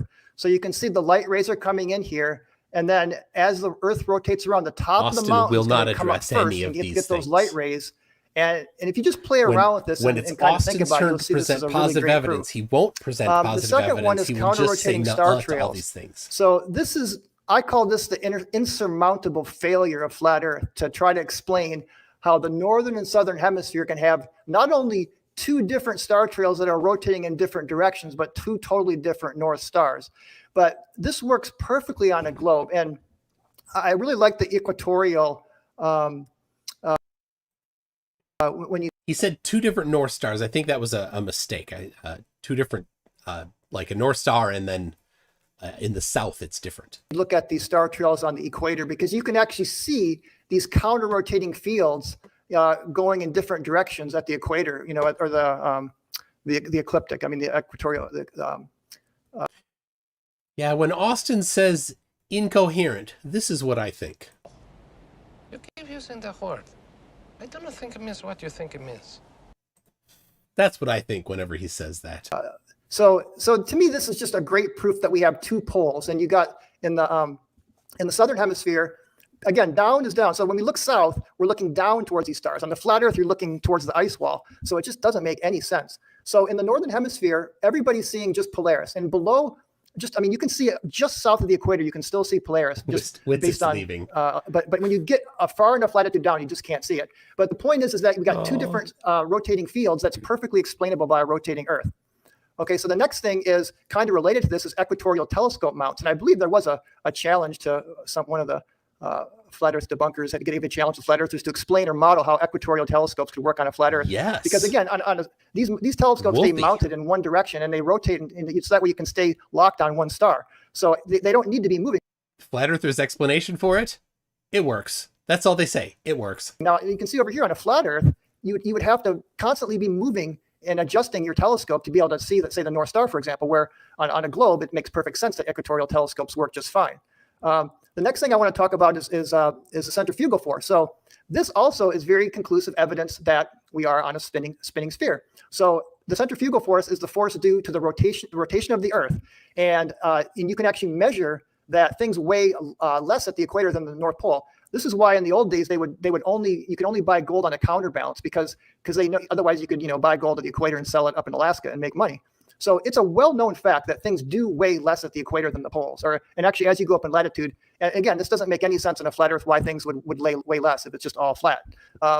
Now, related to that is the Earth-Bus effect, which is related. It's a component of the Coriolis effect in the up-down direction. So basically, it's related to centrifugal force in the sense that if you're on a plane flying in the same direction as the Earth, and again, the Earth and the atmosphere are all rotating together, but the plane relative to the Earth atmosphere frame is going to be going in a little extra fast. So that's going to create a little more centrifugal. And again, you can actually weigh this. And it's. I like this here. This guy. So you guys really believe Earth is flat? Lamau. The opposite is the effect when you go against the rotation of the Earth. Again, Earth and atmosphere rotating together, but the plane traveling relative to the Earth, the rotating Earth atmosphere is going a little faster, so you're going to get a little bit more of that. It's similar to just extra centrifugal boost there. And you can actually weigh. This is Wolfie 6020, who is a pilot, and he did an experiment where he was flying from east to west, and he did see that things were weighing more than going from west to east. So when you're going with the rotation, you're going faster, you're getting more centrifugal, things will weigh less. Against the rotation, again, really, really great evidence for a spherical spinning Earth. The ring laser gyroscope, I'm getting a little low on time here, so I think... Oh, man, these people are so dumb. Can Bryant explain the pockets of gravity on the ISS? Of course, it was a trick. The guy said it was a trick. They don't care about truth. They just repeat their same lies. A lot of people in the flat Earth community know enough about this, but it's worth mentioning that these are just so incredibly accurate, and they're in the inertial systems of ships, planes, helicopters, the ISS, submarines, missiles, satellites. So incredibly. So I kind of want to talk about some really good studies, some peer-reviewed studies using. Again, these are much bigger and even more accurate than small little ring laser gyroscopes. So this is a great study showing the Chandler wobble. So what the Earth actually not only rotates, but it has little wobbles. There's an annual wobble, a Chandler wobble, and they've even recently detected a daily wobble that's so small that we almost know where the spinning axis is to the centimeter. Some of these studies, so they're basically just really big ring laser gyroscopes that are incredibly accurate. And in this particular study here, they were able to directly measure the rotating Earth and the Chandler wobble, what's he going to say? Which is named after the guy who discovered it. Now, this is another peer-reviewed study that showed not only the Chandler wobble here, again, using another a very large ring laser type of gyroscope, and they had one in Germany and New Zealand. So they kind of combined their data to get even more accurate answers. And what's really, to me, what I love about this study is you can even see some of the daily. So this big sweep here is the Chandler wobble, and the little tiny sweeps here are some of the daily fluctuations. So the Earth, again, not only are we not stationary, we're spinning, but the wobbles are very accurately measured by these very, very sensitive ring laser gyroscopes that are very large scale, that are going to be much more accurate than the small ones. Look at this little gold nugget from Mr. Thanks Bob himself. Says those accelerometers are capable of being manipulated, are not capable of being manipulated in the z-axis. Therefore, they're worthless, Bryant. No, they're not accelerometers. They're gyroscopes, and some of them only have one axis. It's not worthless just because it has one axis, but the big ones have four axes. That that I know your community has had access to. So this is another one, kind of similar things. The nice thing about this study, again, peer-reviewed study, showing not only the measuring accurately the rotation of the Earth, but also seismic activity. So they're finding that ring laser gyroscopes can be very useful for geologists in detecting seismic behavior. Now, what's really cool is these gyroscopes, these ring laser gyroscopes, are now getting to the point where they can detect now. And here, Glenn Salch, who's often here, says ring lasers are gyroscopes impart photons, which induces an electromagnetic field. Oh dear. Just getting to the point where they can put them in chips or chip scale. And this means probably in the not so distant future, we'll be able to have little ring laser gyroscopes in our iPhone or in different types of smaller technology. So it's really cool technology. Now moving on to actually mechanical gyroscopes. This right here is a marine gyro compass. These have been used for a long time, and people that are like the Marines and the Navy, and where you have to be able to find true north as your life depends on it. They're incredibly accurate. They don't have biases. They're built in such a way where you're getting the absolute true north spin of the Earth. Again, excellent evidence that we live on a spinning sphere. Now, I love this study. I didn't want to put in a Foucault pendulum thing because I know you guys have your whole gimbal type of arguments. But the cool thing about this study is this is a plastic ball, no gimbals, that's in like a levitating field. And it's just basically measuring the rotation of the Earth very sensitively. They actually got very, very good results, very accurate results without using no attachments here, just a free spinning. And you can read the study because we just don't have time to get into these. 15 Tesla magnetic field to help to negate gravity to make that hover there. Studies. Now, this is something kind of similar. This is detecting the rotation of the Earth using a superfluid. So again, this is not these are mechanical in the sense that they're fluids and physical things moving. And this was able to also very accurately measure the Earth's rotation rate, to be precise, within 0.5%. So just an interesting, creative way. So it's really cool that we can, in all these different ways, measure the rotation of the Earth. And also, I know you guys said that you've interviewed people that, but just in closing here, the Coriolis force is actually very real. I've got a couple long-range ballistic books. I'm running out of time, but there's chapters on the Coriolis force. These are people that actually teach long-range ballistics, and they absolutely teach Coriolis. It's a real thing, and we didn't have time. My time is up, so we didn't have time to get into that. Austin, you got 10 minutes. All right. So, yeah, here are the wind patterns on a. Okay. I got a couple of things here. I got a super chat from 2D ResQ Explain Stuff, who's been a member for 7 months, says Witsit's erections equals electrostatics. And Harold says, I bet Whitsett thinks a hot dog is a sandwich. And if you are curious about whether or not hot dogs are sandwiches, join me Tuesday, 10 p.m., while Mallory and Kyle debate whether or not a hot dog is a sandwich. That's right. And it's epic debate number 4. Flat Earth. Look, it actually makes sense. I don't know how that went. How does that make sense, Austin? What causes it to go around? If the Earth is rotating, that makes sense. But if the Earth is not rotating, why is it going in circles like that? Patterns would somehow help the globe. That doesn't make any sense to me. So anyway, yeah, ring laser gyros, they detect 15 degrees per hour. Relative to latitude, of course, the cosine. So this all started with Michelson-Gale-Pearson, right? That's what that is. It's called the Sagnac effect. Sagnac said it was the vortex in the ether. So they did Michelson-Morley trying to detect the orbit, and they did not detect the orbit. Then they did Michelson-Gale-Pearson using the same methodology, and they matched the predictions of the sidereal rotation within 98% accuracy. Oh. So if you combine Michelson-Morley and Michelson-Gale-Pearson, what it actually shows you is that the only viable explanation is that the Earth is not spinning, and we're detecting the motion of the sky around the Earth. Secondly, we brought up planes flying over the Earth spinning. Any flight that goes north to south on a spinning ball would have to account for the Earth spinning underneath it. How much? Prominent people, even Neil deGrasse Tyson, which I know you say. How much, Whitsett?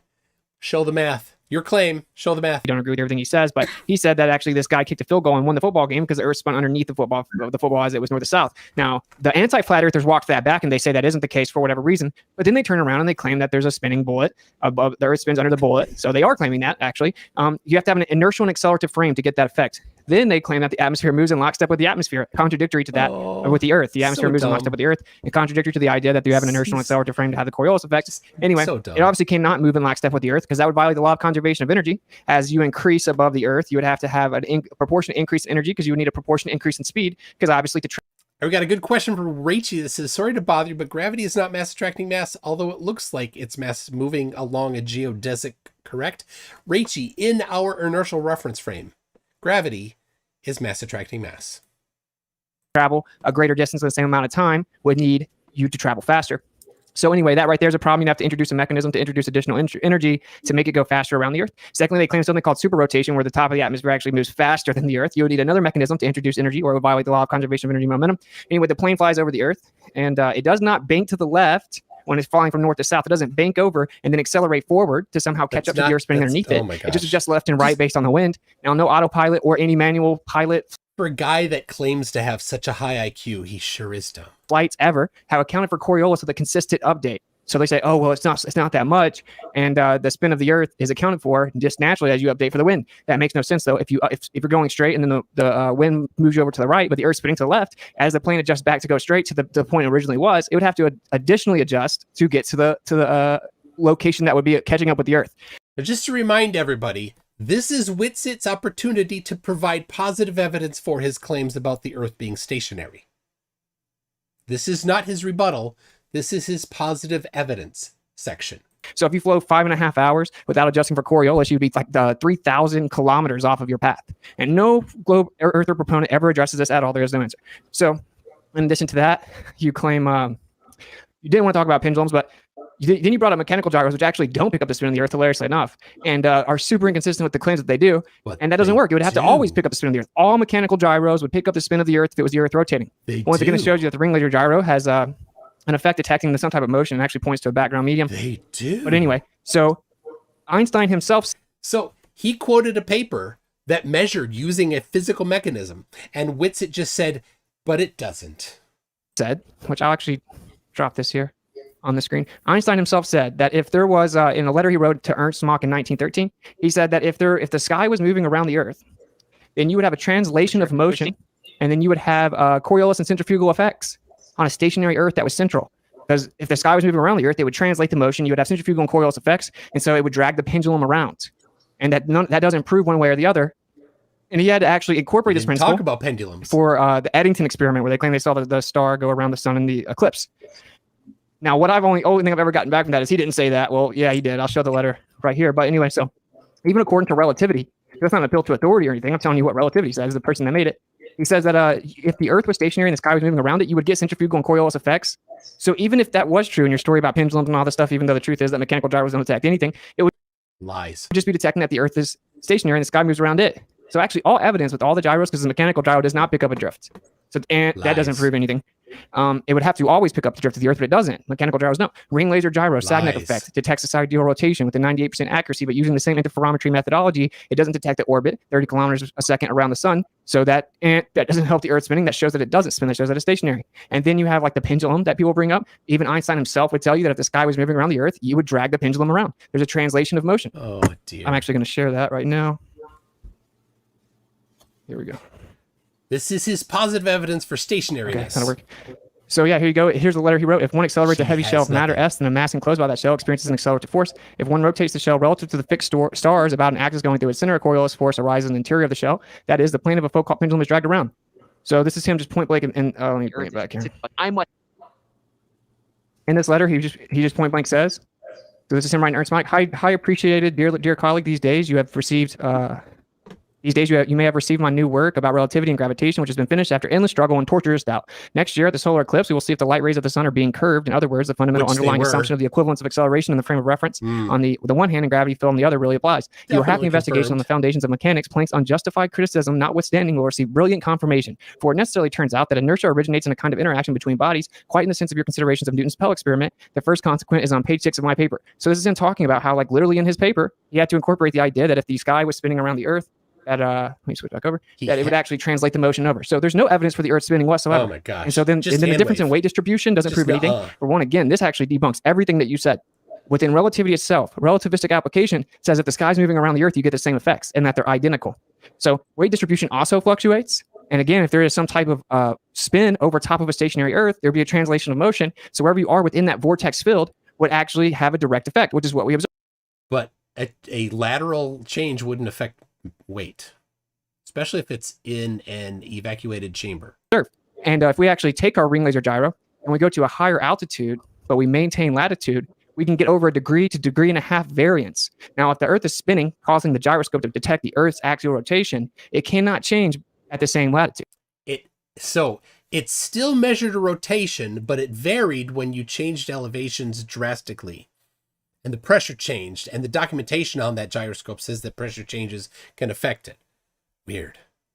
You didn't, never mind. It has to be exactly the same at the same latitude, no matter what altitude or elevation you go. But we actually did this, and when we maintained latitude but went to a higher altitude, it changed. What that shows is you're actually detecting the motion of something above the Earth, not the Earth itself. So all the evidence that you invoked actually shows that the Earth is stationary.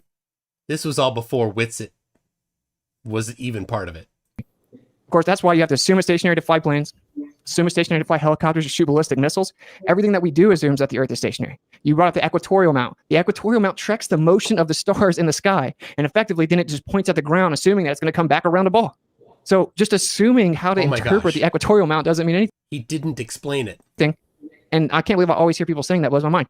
So what I want to do for the final 2 minutes is I'm going to read some of this stuff. This is the truth of the matter, the bigger picture. It's not going to be evidence, it's just going to be derp. Okay. The idea that the Earth is spinning and revolving around the sun is a philosophical determination. Like I just now showed you Einstein saying, oh, we can't actually prove it. It would be the same either way. If the sky's moving, then it would have translation of motion. Einstein also said, I've come to the conclusion there's no optical experiment that could ever show the motion of the Earth. He was talking about in context of Michelson-Morley and using interferometry. He goes on later to say there's no terrestrial experiment that could ever prove the motion of the Earth. These are two different quotes. Actually, that quote is cited by Stephen Hawking in 2007. Though the Earth is rotating, Witsit. Cherry picking is lying. And saying, I've come to the conclusion, of course, agreeing with him, there is nothing you can do on the Earth to prove that the Earth is spinning. Yeah, we have people running around defending the globe in 2022, claiming that it's been proven with all the stuff on the Earth since 1851. So here's Edwin Hubble giving you a little taste of it. He said, this is a philosophy. Such a condition, he's talking about the Earth being in the center, such a condition would imply that we would occupy a unique position in the universe, analogous in a sense to the ancient conception of a central Earth. This hypothesis cannot be disproved, but it is unwelcome. It would only be accepted as a last resort in order to save the phenomena. Therefore, we disregard this possibility. The unwelcome position of a favored location must be avoided at all costs.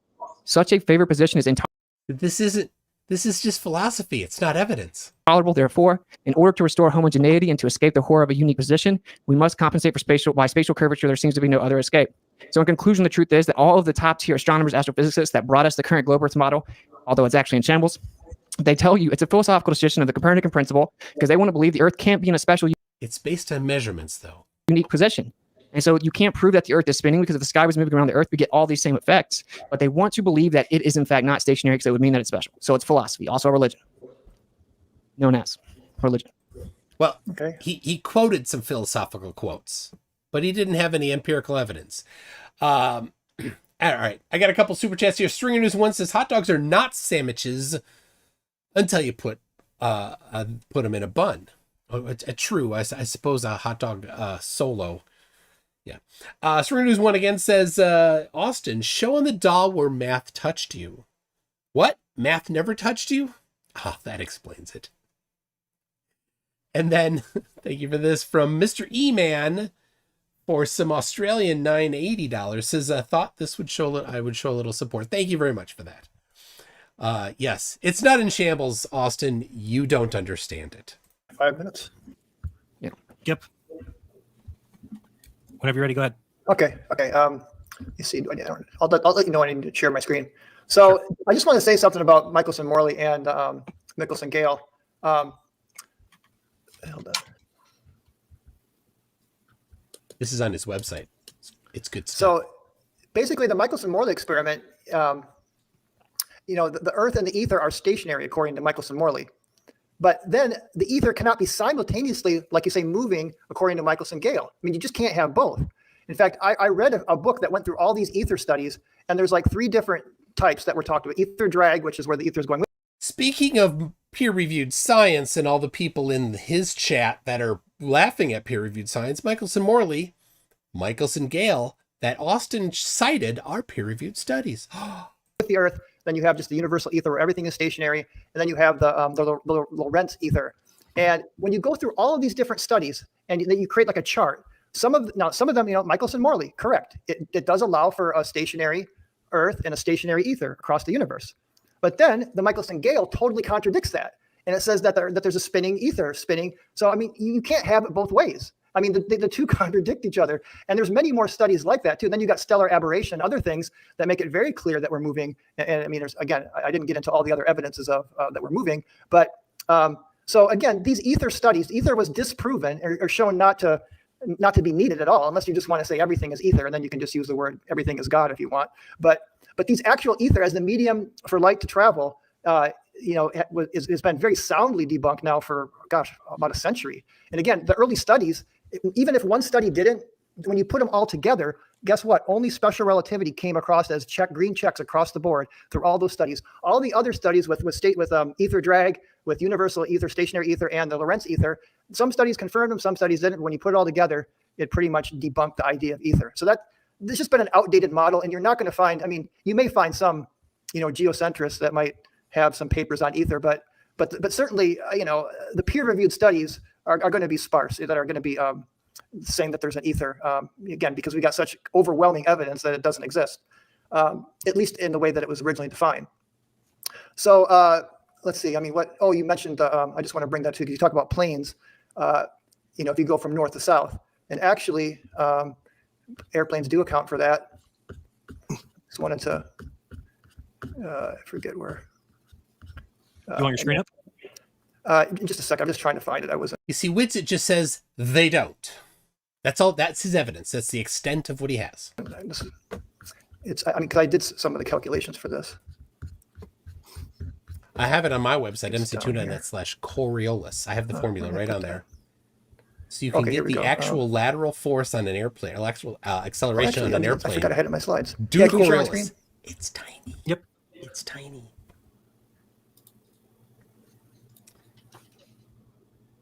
This is his website. He has so much stuff. You actually can do the calculations for the bank angles and how much thrust is needed to actually, because you're right. If you took off from the North Pole and you flew to the equator, remember now you're traveling like about 6,000 miles. So it's a very gradual, you do have to compensate for Coriolis. You absolutely do. And you can actually calculate the exact bank angle and the thrust needed. And it's not much. I mean, you need like the thrust needed to compensate Coriolis is only 0.0002%. And again, these are actual equations that are used with airplanes and are very, very accurate. And the bank angle is like 0.15 degrees. And the point is that the Coriolis effect, it's not. Whitsett will debunk this by saying there's studies that assume flat Earth. That the Earth is moving out from under. That's incorrect. Whoever said that, if Neil deGrasse said it, it's wrong. What the Coriolis says is that when you shoot a ballistic, you have that a greater speed at the equator than when you go north. So it's going to deflect to the right because the speed is slower at that higher latitude. So it's not that the Earth is rotating out from under you. It's that it just has more momentum at the equator. So the speed. So that's why it drifts off to the right. So that whoever said that's wrong. It doesn't. Even this book says that's a common mistake to think that the Earth rotates out from under. It's not true. Anyway, what I want to say is that you actually can calculate the bank angle needed and the amount of thrust needed to go north to south. And it is absolutely factored into airplanes. Absolutely. Okay. Whoa. Eddie Reese says Jeranism is moderating this. Interesting. My bad. All right, yeah, we're good. Oh, I thought you were already starting it. It doesn't matter. So, yeah, they objectively don't do such a thing, bro. Autopilot does not account for Coriolis. Just hand wave. And anyone that flies the plane and then goes manual would have to know that. Everyone that flies planes, everyone that knows anything about autopilot or has read the documents that engineer them, or the documents that used to engineer them, they don't account for Coriolis. But you've not read them, Witsit. You can't read engineering documents. They're way over your head. That's just objectively wrong. They do not do that. What they do is they account for wind. Okay, and they claim that the wind is so much stronger. They don't account for wind either. They just go in a direction, and then they constantly adjust the angle that they're heading to continue heading to the destination. So if the wind blows them offside, they'll angle it. If Coriolis pushes them to the side, they angle it. It's constantly adjusting for whatever, not specifically wind. Than the Earth's spin that you don't have to account for, but that's wrong. We fly that plane like the Earth is stationary. Like I just now had a conversation with a pilot the other day, right? I have it recorded. I'm like, oh, you fly the plane like it's flat and stationary. Of course, they do not update for Coriolis. No pilot ever would tell you that they're accounting for the Earth spinning. That's not how it works. You have bullet spin with bullets itself, like barrel spin, which is much stronger than Coriolis even claims to be. You have to account for wind, much stronger than Coriolis even claims to be. I don't care what they say in a book. I've talked to many people that shoot in real life. You don't account for that. You account for the wind. You account for all of it. As for the Michelson-Morley, you said that Michelson-Morley show you can't have it both ways, stationary and moving either, I guess is what you're saying. For one, Michelson-Morley did detect a phase shift. It did detect one. It was just It was less than their margin of error. 1/6 the predicted value of the Earth revolving around the sun. And in fact, it's been done dozens of times, even by the Air Force in 1987.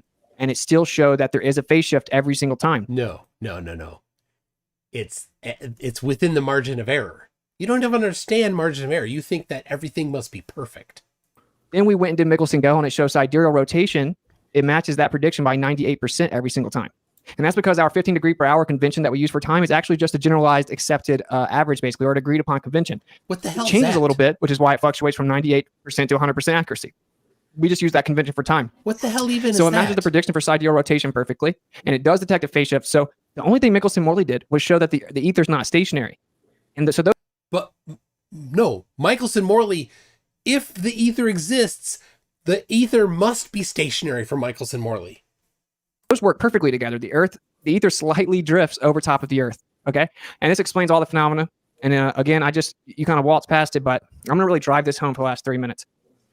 Einstein, Hubble, Hawking, Arthur Eddington, you name them, Wolfgang Pauli, they all explain you can't prove that the Earth is moving from the Earth. You cannot, including stellar aberration. And they will tell you point blank that therefore stationary. No. They can create a model for you that explains alleged parallax, which doesn't actually happen, retrograde motion, stellar aberration, all in a geocentric model with the Earth stationary. And you cannot prove that it's spinning or revolving on the Earth itself. It's impossible. Stephen Hawking in 2007 again, prove anti-science. Explained it, quoting Einstein from his writings in Special and General Theory of Relativity, his paper on the combined two theories, explaining that you cannot prove that the Earth is spinning. They choose to believe in the Copernican principle because they have a religion. That triggers people because they think they hate religion. They hate God oftentimes. But that is a religion. It's a belief system built upon the doctrine of men, void of empirical, verifiable evidence, and in fact, contrary and antithetical to the actual evidence, despite what the evidence says. He just hand waves the evidence. Read him point blank say it can never be disproven. We disregard that possibility because of the horror of a special and unique position. Right? And I have plenty of quotes here from geocentrists or heliocentrists explaining you can never prove it. You can't prove that the Earth is or that the Earth is not stationary. Well, we don't want to believe that because that would mean the Earth is special. So then what do? We go look out at the background distribution, the energy coming away from the Earth. It shows the Earth's in the center. So what do? They call it the axis of evil. And then they come up with a new idea. Well, it does look like we're the center, but that must mean that no matter where you are in the universe, it would look like you're in the center. Or we're just in the center. And he doesn't get this because it's a stolen concept fallacy. He's looking at the cosmic microwave background radiation, which was taken by looking in all directions in 3 dimensions from the Earth, not flat. So the data from the cosmic background cosmic CMB is contrary to flat Earth. They don't want to say what it is because it has spiritual implications. It has philosophical ramifications. And that is that the Earth had to be placed there. It has a special, unique position. They want to believe that there are a tiny speck of dust in an ever-expanding universe of nothingness where everything came from nothing and there's a pre-existing energy. Let's not talk about that part. Oh, lightning struck primordial soup and all this nonsense. And you know, why? That's a good question. Probably because they're scared of like moral accountability, I would guess. But this is the point. This is the problem. From the pathological liar. It's portrayed as science, and we're brainwashed and indoctrinated with this idea as if it is science, and it's proven, and it's not questionable. And you actually go look behind the curtain, it's philosophy, and they admit it. So that's why I gave the specific quotes, and it was walked past. It's the crux of the whole issue. There is a philosophy that leads to atheism and nihilism and materialism portrayed onto the world as if it is, in fact, scientific fact. You can't prove that the Earth is moving. If the Earth is the ball that spins, which objectively isn't, we falsified it, everything gives us the illusion that it's stationary. He didn't falsify anything. He provided claims. And this is what all of the astronomers and astrophysicists say that gave you the current model. Good work on the time there.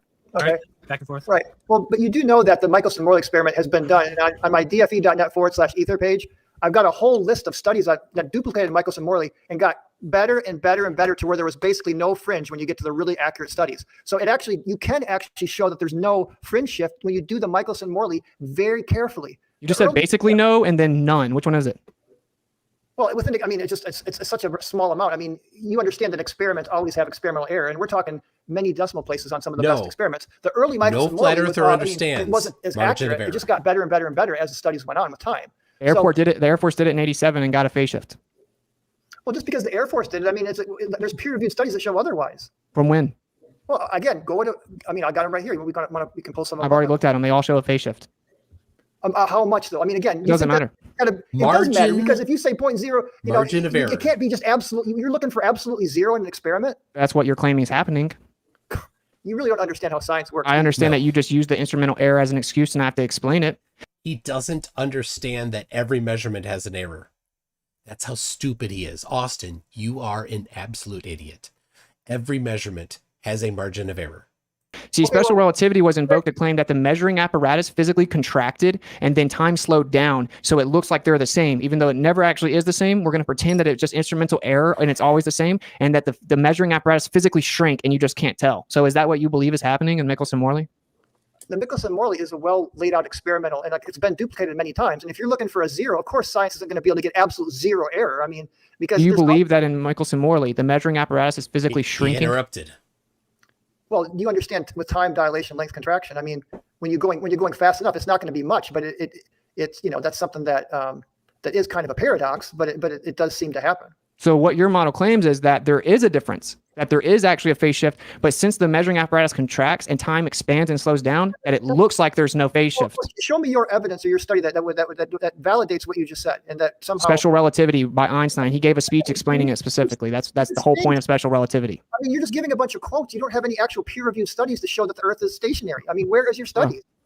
First of all evidence shows that the Earth is stationary. So the whole idea just saying all evidence isn't actually evidence. The idea of relativity is to explain the theory that says even though it always looks like the Earth is stationary, it's actually spinning, wobbling, and revolving. That's what relativity says. I know, but I showed you 12 peer-reviewed studies. I mean, where are your studies? I'll show you 30 different top-level astrophysicists. So if you disagree, you're disagreeing with Stephen Hawking, you're disagreeing with Albert Einstein. Stephen Hawking doesn't say the Earth is flat. Neither does Einstein. Neither of them say that the Earth is stationary. You are lying. You're disagreeing with all the top guys. Edwin Hubble. These are the people. See, I'm not appealing to their authority. It's called a hostile witness, right? And it'd be different if you had a new No, it's cherry picking. theory, but you still use Einstein's theory of relativity, even though it's drastically incomplete. It's been debunked. It doesn't work on the quantum or cosmological scale. It's incompatible with quantum. It doesn't work at all, and you guys just keep it. But my point is, no, it has not been debunked within its realm of applicability. Again, you did not listen to what I talked about laws and scientific laws, how they work. Relativity never claims to work at the quantum level, or even to work necessarily to understand dark matter and dark energy. it'd have to work on all scales if it was real. Well, again, where's your model that does that? Electrostatics. Again, but it doesn't have to work on all scales to be real, because that's not how science theories and laws work. That's how gravity has to work. It would have to be on all scales. We can use science to make to develop models or theories that can make accurate predictions about the world we live in. And those models and those laws have domains of applicability, meaning they don't work at all scales. And so we we do think that at some point there'll be a quantum theory of gravity. We just don't have it yet. It doesn't make accurate predictions, though. Are you kidding me? General relativity makes incredibly accurate predictions. It's off by 95% in the universe. What are you talking about? Okay, let's talk about that, because you really like to bring up. It only acknowledges 5% of the universe. The dark matter and dark. You understand how dark matter works? I understand in 33 discovered that the galaxies only had 3% of the mass, and then it was ignored for decades, and now it's called dark matter. The idea, dark matter is the idea. You ask me how it works, I'm going to tell you how it works. It's the idea that it doesn't interact with the electromagnetic spectrum, and it's assumed to be material, but it's undefined. We don't know. It's a mathematical discrepancy with what relativity predicts. Okay, show me a study with your that really encapsulates what you think dark matter is. I'd like to see that. No one knows what dark matter is. You're just saying words. Well, again, yes, I agree, but we can use dark matter in mathematical models to create using the background radiation. They can simulate that with dark matter, actually putting it into relativity. They can make very accurate models of how galaxies form, et cetera. They got supercomputers to do a lot of studies like that. Everyone knows that relativity made a prediction of the universe, and it was off. And so, if relativity is correct, there has to be something called dark matter, or relativity is wrong. That's all there is to it. Okay. Do you know what the average density of the universe is roughly? I don't make pseudoscientific fairy tale claims. Well, no, it's measurable. It's like 10 to the minus 9, grams per meter or kilograms per meter squared. It's very, very sparse. The point I'm trying to make is dark matter and dark energy are working on cosmic scales within the very fine, like for rotational, like the rotation of galaxies, right? The dark matter is probably like they think is in the halo areas of the galaxies. And it's spread out very, very thin. So if you apply dark matter to our solar system, let's say, for example, like the Pioneer, that's traveled billions of miles, they did a calculation of if you incorporated dark matter, it only deflect that by 1.5 meters. So this is just all theoretical reification fallacies. Again, there's all kinds of really good peer-reviewed papers on dark matter. No one peer-reviewed dark matter. No one knows what it is. It's not even defined yet. Okay, I'll send you a whole bunch of. Okay.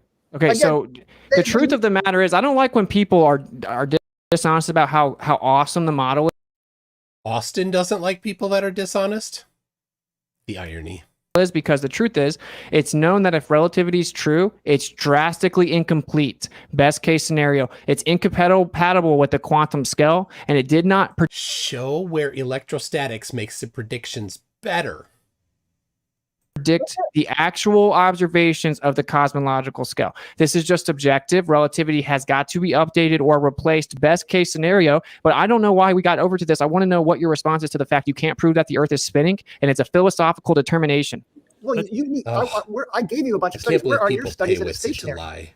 All evidence ever. I just explained it. I just explained that if the sky was moving, Einstein himself said that you would get the same effects. You're cherry picking quotes. That's not studies. That's not research. You know what cherry picking a quote is? If I take it and then I say it says something that if read in context, it says the opposite of what I'm saying. That's not what happened here. This is objectively. You're looking specifically for quotes by these people that support your model. Show the I'm representing the accuracy. I'm actually accurately representing. This. I mean, let's you want to do like 2 minutes each to finish, and then we'll take the chats, because if you got to leave at 8, we're up against. You can go first. Brian, my one question though, I just have a question. Are we not then allowed to look at Einstein and those guys, since they have a different model than us? We cannot read their books or anything. Of course, you can read their books, but we can't bring them up. We can't.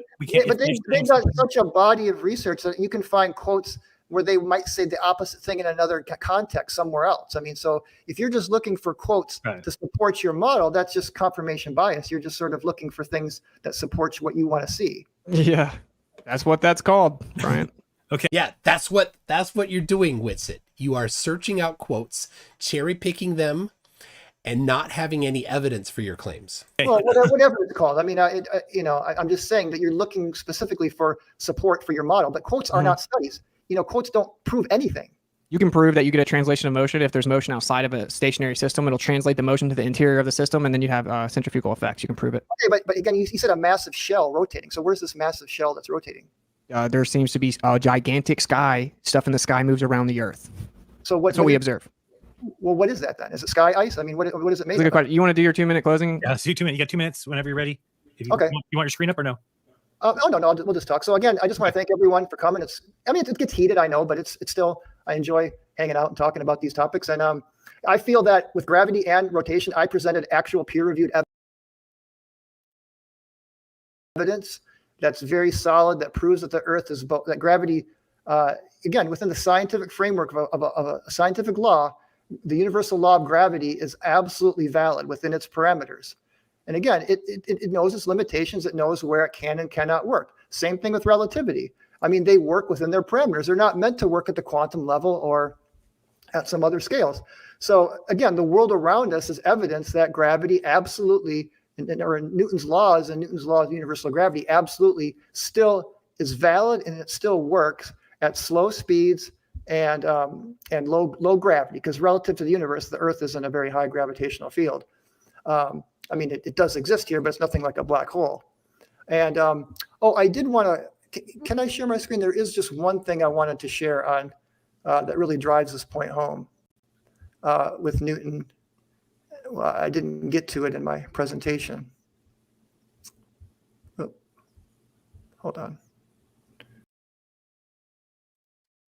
Searching for stuff. And just, and it's okay that you don't follow along here. All I want to show here is that from general relativity, you can actually recover the potential formulation of Newton's laws. And that what relativity does is just adds a correction factor to it. Even E equals mc squared does that. You know, that's just a first order approximation in the Taylor series.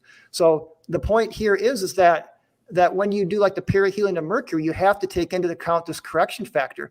But Newton's law of gravity was not proven wrong by Einstein.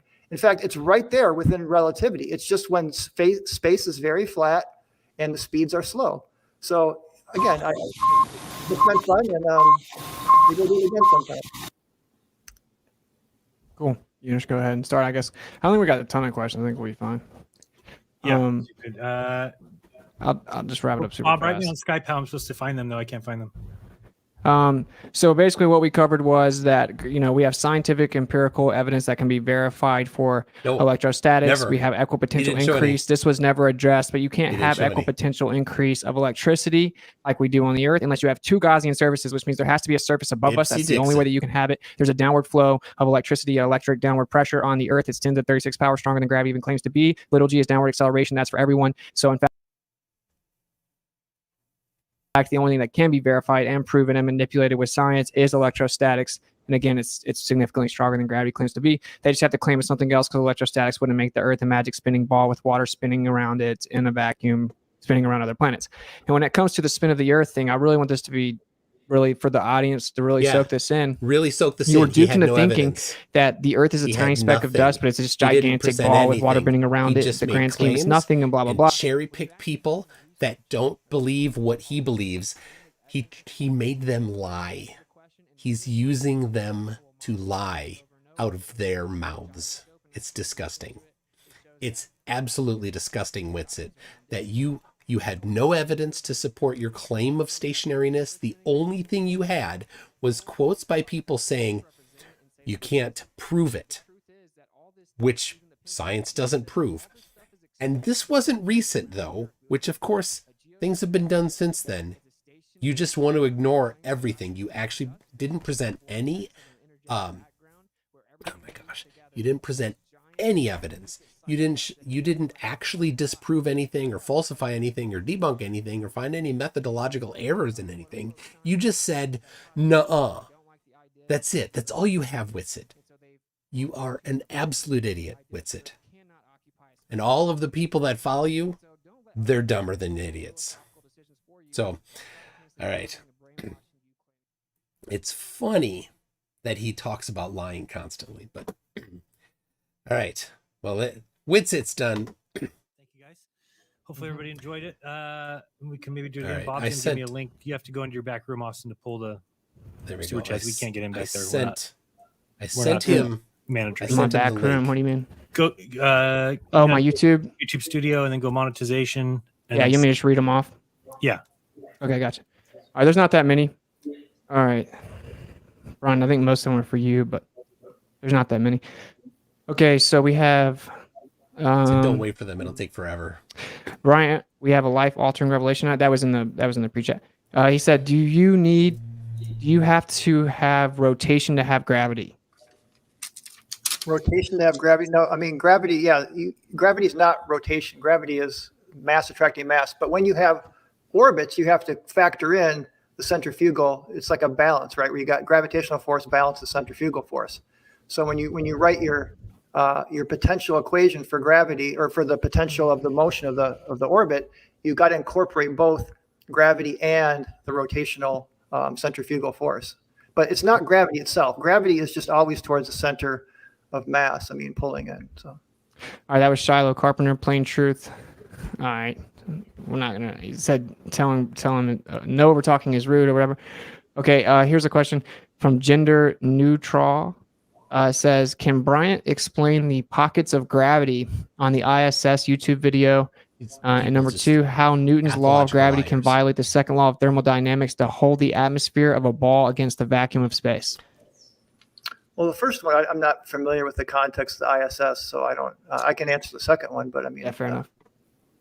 So how? First of all, it doesn't violate the second law of thermodynamics. The second law of thermodynamics says that the entropy of the universe always increases. Now you can have the entropy of a local system decrease as long as the overall entropy of the universe increases. So with the problem with the whole atmosphere next to a vacuum thing is that, first of all, the gradient, there really is no pure vacuum. There's always particles in space. So there's never a zero vacuum environment. You're going down from a gradient that gets less and less and less and less, and then it just stays less and less and less, and et cetera. And there is a difference between atmospheric pressure and gas pressure. And sometimes flat earth enthusiasts make that confusion. They think that because gas pressure is the pressure of gas against a container, where atmospheric pressure is specifically the pressure of gravity pushing the atmosphere down on the surface of the earth. So it's defined differently. And I know you guys always bring that topic up, but it's very well explainable by gravity. In fact, the gradient is so specific that meteorologists and certain people that are into weather science know they don't even need to know what the altitude is. If they know what the pressure is at a certain altitude, they almost automatically know what the altitude is, because it's very, very precise gradient. And you only get a very precise gradient like that when you have a downward acting force. So the force itself, Anyway, there's an electric gradient. We can move on. So Bjorn Magnusson, sorry. He said, snipers don't factor in Coriolis. If they did, then pilots would have to do the same, but they snipers do factor it in. MCToon.net/Coriolis. Do not. Using snipers but ignoring pilots is typical obfuscation. No, actually, the snipers in the sniper books, it does clearly say that in a lot of situations, the Coriolis doesn't need to be accounted for because there's a lot of things that are more like wind and certain other factors are a lot more powerful. So a lot of snipers that maybe don't change like latitude, that are shooting from one latitude roughly, they probably would never have to encounter Coriolis, because they're even like you're saying that with the bullet. I mean, all of that, there's many factors that a sniper will factor in. And yes, Coriolis is one of the last factors because it's so subtle. He's asking about why planes don't. Well, he's asking you. But again, in the planes, I mean, again, planes there is a correction in planes for Coriolis. And in fact, the amount of fuel and energy, it's just a small correction. So again, this is information that's very accessible online. You can see absolutely that planes correct for Coriolis going north. Yes, they do. All right, man. All right. And if it doesn't have to be the pilot necessarily. I mean, I'm not a pilot. I've just seen the information. So it can be automatically like built. Planes these days have a lot of things automatically factored in, right? So then if a pilot then went off of autopilot and went manually, they would have to know to do that. No. Well, they don't account for course. Well, they're following a bearing, though. They're following a course. So again, 0.15 degree. I mean, it's a 0.15 degrees is such a tiny thing. So if they're just following their bearing, I mean, that's not much of an angle. 3,000 kilometers over a 5-hour flight. Show me the numbers. I've got the actual numbers. I'll send you the numbers. I have the actual numbers. Yeah. So we can move on though. 3,000 miles over a 5-hour flight. Then he said the invisible matter we cannot detect is called dark matter. Quote from NASA. The invisible matter we cannot detect is called dark matter. That's from NASA. So they can't detect it. What's the question? I mean, he's saying that you said they could detect it, but they can't detect it according to NASA. The effects of it. Let's see. Rates are going, Indie Tigers. I'm gonna read a few here because periodic manner can't account for. don't care much to hear there. So They're nonsense. Let's see. Humphrey Pushcart for $6.66 says the reason Whitsett is failing is his pants prevent him pulling crap from his nether region. Yeah, he's not an accurate theory. You don't know what 95% of it is. So. All right. Eddie Reese for $2 says Jeranism is moderating this. Interesting. Yeah, I said that already. Indie Tiger Sci-Fi Review for $5 says Witsit is an incoherent charge. Witsit can't even define incoherent, but it's one of his favorite words. Holy Smalls for $5 says Austin using a port from the military shows that he trusts the government. I guess NASA is right too then. You don't have any predictions, man. They were all wrong. It's all good. They're all wrong. You don't have 95% of the universe even theoretically explained. You don't have all kinds of perfect predictions. I told you that that's large scale effects within our inertial system of the solar system and the Earth. What we have works very well, provably.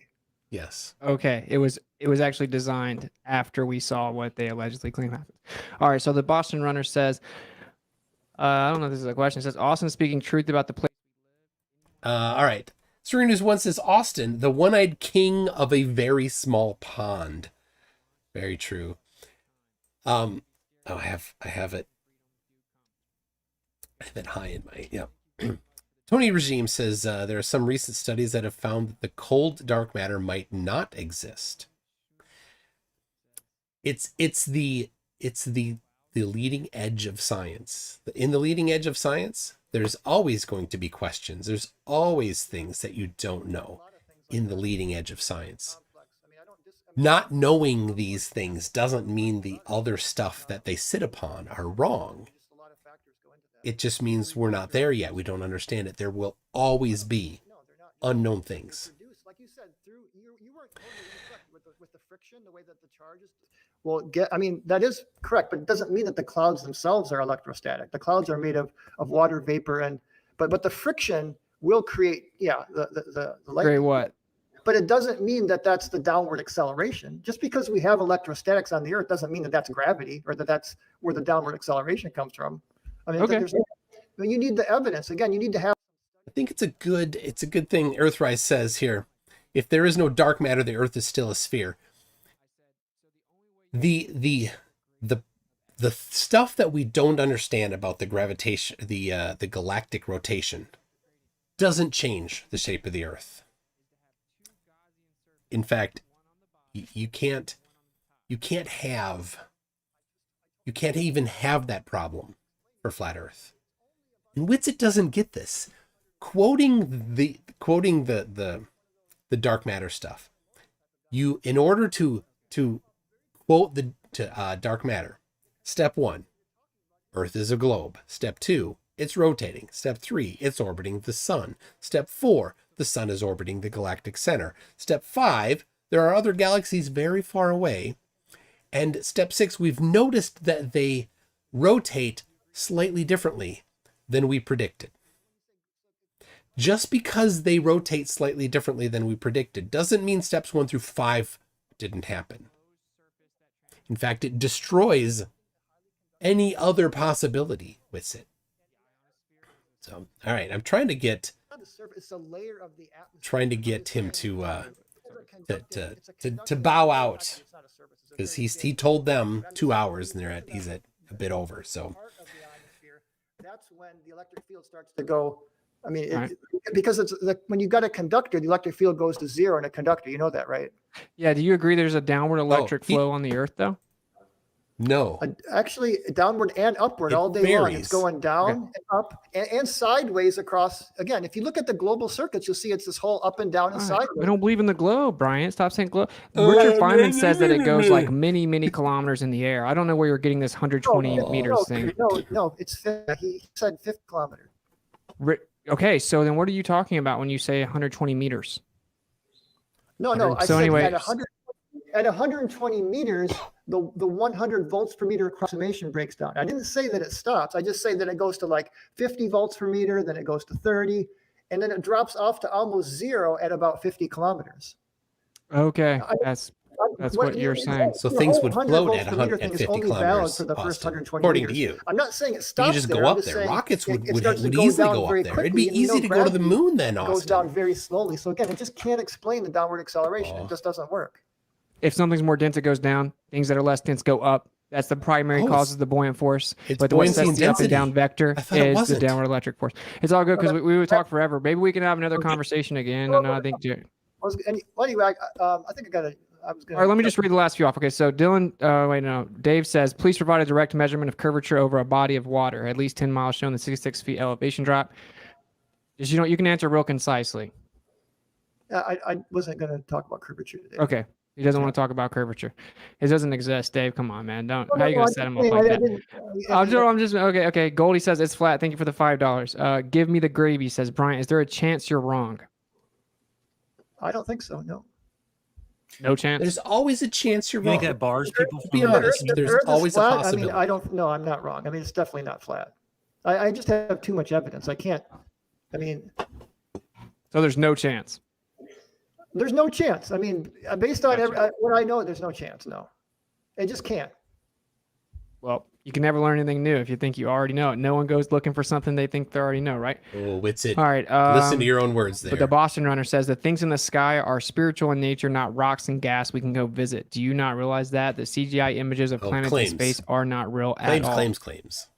Actually, I've had a telescope, and what you guys call these images of planets is bokeh. You know that, right? It's out of focus photography. That's what they So- say, but digital is different than analog, and it seems to show a different spectrum of the light. Oh my With a gosh. telescope, I've seen Saturn as it looks. That's analog, It's not analog. It's with an actual telescope, not with a P900 camera. which is analog versus digital. Yeah, You think P900 cameras are meant for astronomy? they're just digital pick up a different type of spectrum. So No, anyway, what? question the Both. answers. You can see them way too clearly to just be out of focus. That's just a cop out. It's digital my versus gosh. analog. Question the answer says, why don't we? I can use a candle and I can use a candle behind a light source and create those same patterns with a candle. Did you know that I can get a bunch of electrostatics and I can blow candles out with my fingers? Everything's electric. Oh my gosh. All right, anyway, question the answer says, why don't we see complete different stars every 6 months? How can we see We Mercury do. at night, selenilian eclipse, and how do railguns work? It's not a conspiracy. Oh it's my compartmentalized gosh. ignorance, ultimately Just spiritual. memes. What do you mean around the Memes. ecliptic? We do see difference through the times of the year. We see along the equator all the that's the basis of astrology. All the constellations are constantly changing throughout the year. You're saying we would see all kinds of totally different set of stars every 6 months. We We'd be looking do. the other way. We do. No. It's Absolutely we do. It's because we're rotating around What an around the idiot. sun. That's why. What an idiot. Okay, yeah, so you'd be looking in a totally different part of space. Later, wouldn't you be looking the opposite Yeah, direction? So I mean, that's what I'm saying. It's because we are orbiting the sun that we go through the different constellations throughout. But now the North Star, again, we can go on and on. Let's just Yeah. Okay. Fair enough. Yeah. Okay. So yeah, he asked a few things. Selenilian eclipse, but Oh anyway. my gosh. This guy said what? refract. So the sun's not actually there; it just looks like it's there. Yeah. Well, light you understand bends, with Witsit. sunsets, you get refraction. That the sun is already set, but you can see it after it's set because of refraction. I understand that's what you claim. Yeah. No, that's light. That's you guys use refraction all the time. That's light bending. Atmosphere. It's a well-known phenomenon that light bends through different media. I mean, No, you Yeah. can't prove that the sun's not where you see it. You just say that. You can't prove. You I can't think- prove. I That's think I can that's prove it, but that's The way they prove it just saying you can't prove isn't actually a rebuttal, Austin.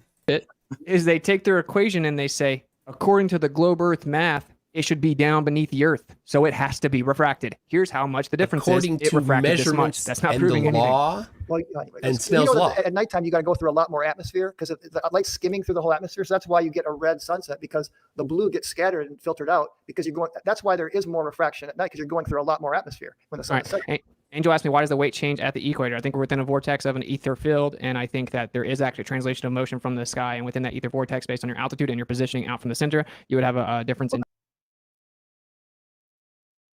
downward Show some pressure. evidence. Show Just some evidence salad. for that. I'd like to see the evidence.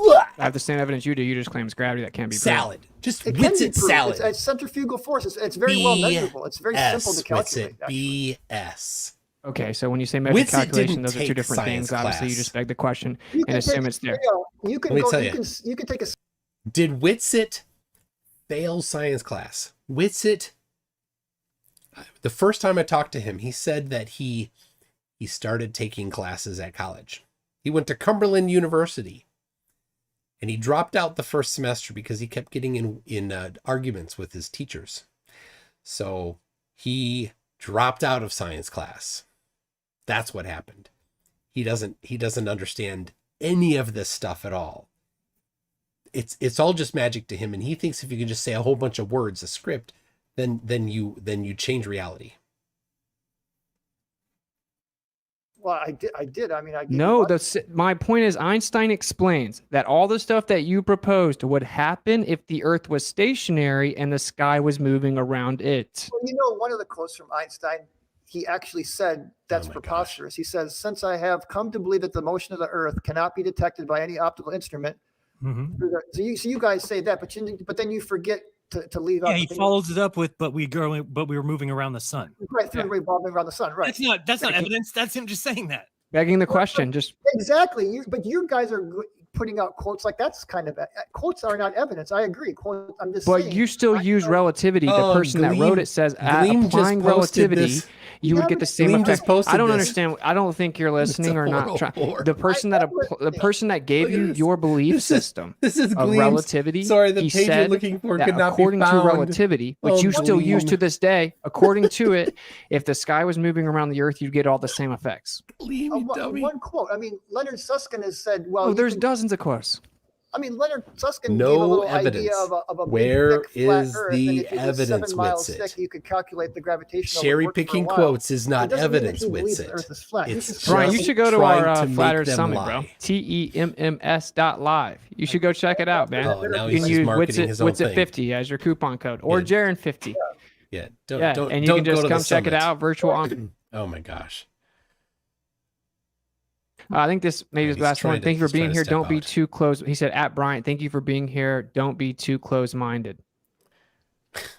Close-minded is. And then someone said, why haven't constellations changed in all the years? They have. They have. He says they have changed. Okay. They have. Well, we can talk about that. Yeah, he says doesn't want to talk about curvature. I don't blame him. Well, again, I mean, I just don't want to get it because we're gonna end up talking for a half an hour. Fair enough. We'll get but again, if you want to make that a unfair, topic for next time, funfair. I'll prepare for that. Let's see what he says here. He says, why did they? What they say? Did he fail school? What they mean? Why won't he just obey? No, unfair, funfair. If it's wrong, show where it's wrong. In school, they teach you stuff. Certainly some of the things might be wrong. But in the hard sciences, physics and stuff, if it's wrong, show that it's wrong. They're not just guessing things. These aren't things that they just put together randomly. These are things that they empirically discovered. So, all right. And they can do a lot of wonderful things with science. It's not just about accepting a philosophy or He's we can too apply it kind. to actual He won't engineering just and building leave. things. Sure, I agree. Come on, let's go. Great. Cool. All right, man. All right, much love, man. Thanks for coming on. Much love, guys. right. I appreciate it. Thank you. Oh, good. Yeah. He's wrapping up. Bye-bye. All right, brother. That's Thanks fun. for doing that. Yeah. All right. Well, we can enjoy looking at Gleam's citation here. The page you're looking for cannot be found. You can see their chat going. And I have the link sent to Bryant. He's going to be joining us in a minute here. And if you haven't yet subscribed to his channel, you better get on it. Could somebody grab his the channel link again? I think. Oh wait, I think I have it. But just so the people have it, I'd love it if at the end of this, his channel had a good large number of people. I'll see what it was in the 60s today for the number of subscribers, and there's 400 of you. It better be 460. Well, it's 148. Better. But come on, let's see. Let's get him up. Let's get him up there. Wouldn't it be nice? Wouldn't it be nice to say, hey, thank you for debating Witsit by going in there, giving him a bunch of subscribers. These videos he has are fantastic. He is really, really good. I'm so excited that he has gotten gotten involved and interested in this topic, because having somebody this bright is always good. I mean, we've got plenty of smart people, of course. Professor Phil Bell and PhD Tony and Mike Bertelson. Lots of smart people. So it's good. It's good to have these. Oh, here it is. Here it is. Hold on. There we go. All right. We see a welcome. Oh, hold on a second. I need to change the audio settings. People can't hear you yet. Speaker is to OBS. All right.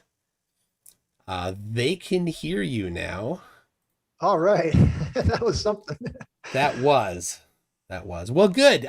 You did well. Witsit is a word salad master, and he did what he's good at. Said things fast that didn't make sense. Yeah, no, he's not easy to debate. I mean, it's but he's been doing it for quite a while, so he kind of, he's like in the trenches, right, in some of those chat rooms. So he's always getting stuff. I'm sure he's always researching whatever someone says. He'll look it up and say, "Oh yeah, I got to figure this one out." But I think overall, I mean, I thought we were going to get 15 minutes, but Jaron decided on 10, which probably ended up being for the better. I was just wanted to. So it was my understanding that you each were going to present positive evidence for your position. Is that right? Well, that's what I even told, like, when Dave, because I kind of called Dave out with his T-shirt, just kind of just in a joking way, and I said, I hope Austin. He's like, yeah, I can't wait for the debate for Austin. I'm like, yeah, I can't wait to hear some positive evidence for his claims.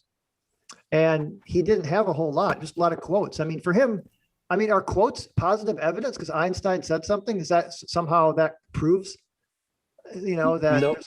Excuse me for a second. We've got Turtle, the cat here that's visiting. Meow. What do you think? All right. Thank you. Thank you, Turtle. Oh, Turtle's staying with me. Yeah. Oh, there you go, Turtle. Oh, he's a big boy. Okay. Yes, quotes are not evidence. So his opportunity for positive evidence was rebutting yours by saying "nuh-uh." Right. He didn't provide any evidence. He didn't provide any measurements. They both were complete fails, but the one on it was particularly bad for the one on rotation because he just said mechanical gyroscopes don't measure rotation, which I couldn't follow that. I'm like, how can I even respond to that? That's just total. That's so false. It's like, what is he saying? I mean, but it just at some point you just got to throw your hands up. It's like, well, just let him. Hopefully, people can just listen to him and he can just sort of debunk himself with his nonsense. I mean, yeah. So saying. And it's even funnier because, of course, science does not prove things. And so finding a quote from somebody saying you can't prove something isn't extraordinary. It's just confirmation that science does what science can do. Right. It finds evidence and it can falsify. Yeah. And I just liked how that's why I used that in my presentation with him. I just liked how you set up the whole idea of a scientific law with him in that one debate. And it's like, you're saying all these things about dark matter, dark energy, but this is not what a law is saying. A law works within its parameters and it's incredible. I mean, it's kind of fun, just kind of thumbing through my statics and dynamics book, kind of for old memories. I mean, not maybe positive memories, but it was still, when you study it long enough and you hard enough, you kind of gain an interest in it a little bit, right? When you the nicest thing about the statics and dynamics class that I took is that I don't have to do it anymore. I'd mentioned it before you started that electrical engineers take a statics and dynamics class or two of them or something like that, and it's a challenge because it's outside of our, we're doing all this electrostatics and similar things. We've done all of the math on electrostatics. Yeah. Witsit's done nothing. All he had was F equals MA. He wouldn't go beyond that. I couldn't get him to go beyond. Well, the question is, where's the A come from? That's the thing. Yeah, that's what I should ask. And you just got to keep asking, well, where's the A come from? he just would say it's an observable, we all know it's A, all you got to do is swap out A, and all of a sudden electrostatics works by just switching. Yeah, but it his version doesn't. of A. I know it doesn't. And I don't. He did say Coulomb's law. He did say Coulomb's law. I was just trying to get an equation. He wouldn't bite though. He wouldn't even try to bite. He doesn't have an equation. He knows that. He knows he will doesn't, fail at that, and so he has his scripts on how to avoid being stuck to presenting positive evidence for anything. Yeah. So now, if he had gone first, what would he have done as his positive evidence for gravity, for downward acceleration? Because he was very, very wanting. I mean, he was very okay that I was going first. It's like, okay, I'll go first. Fine. He would have had a different thing because because all he did was address your points. That's all he did. I think in your debate with him, he did bring up one geocentrist paper that was it wasn't even a paper, it was just an article in a magazine or something. Yeah. But it was an attempt. It's like, he's attempting to show evidence. Yeah, he's learned since then to never attempt to. So he didn't even do that. I claim. didn't get anything from him but quotes. I mean, that was tonight's theme from Austin, is that quotes are proof. That's not tonight's theme from Austin. That's every night's theme from Austin. Oh. Some of those Einstein ones, I thought I was well versed on enough of them, but some of them were kind of new to me. I hadn't heard that one of Einstein with the you could duplicate the rotational forces with like a massive shell rotating or something. I gotta hug my wife. Hold on a second. You keep talking. Oh, go ahead. Yeah. So, but yeah, that was a new one for me. Did he really even say that? He may have said it. I'm not going to say no and then get caught, not knowing the quote. But yeah, it was certainly interesting.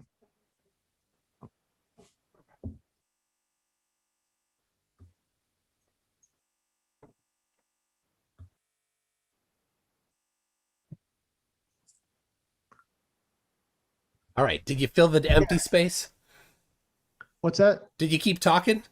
Oh, I'm sorry. Yeah. So what am I going to talk about here? But yeah, overall, I thought the debate, I thought I did well. I mean, compared to if anybody's seen my last one, I didn't go so well because I was against 4 of them versus 1 and had no idea Austin was even coming on. Yeah. So didn't prepare, but I was pretty prepared for this one.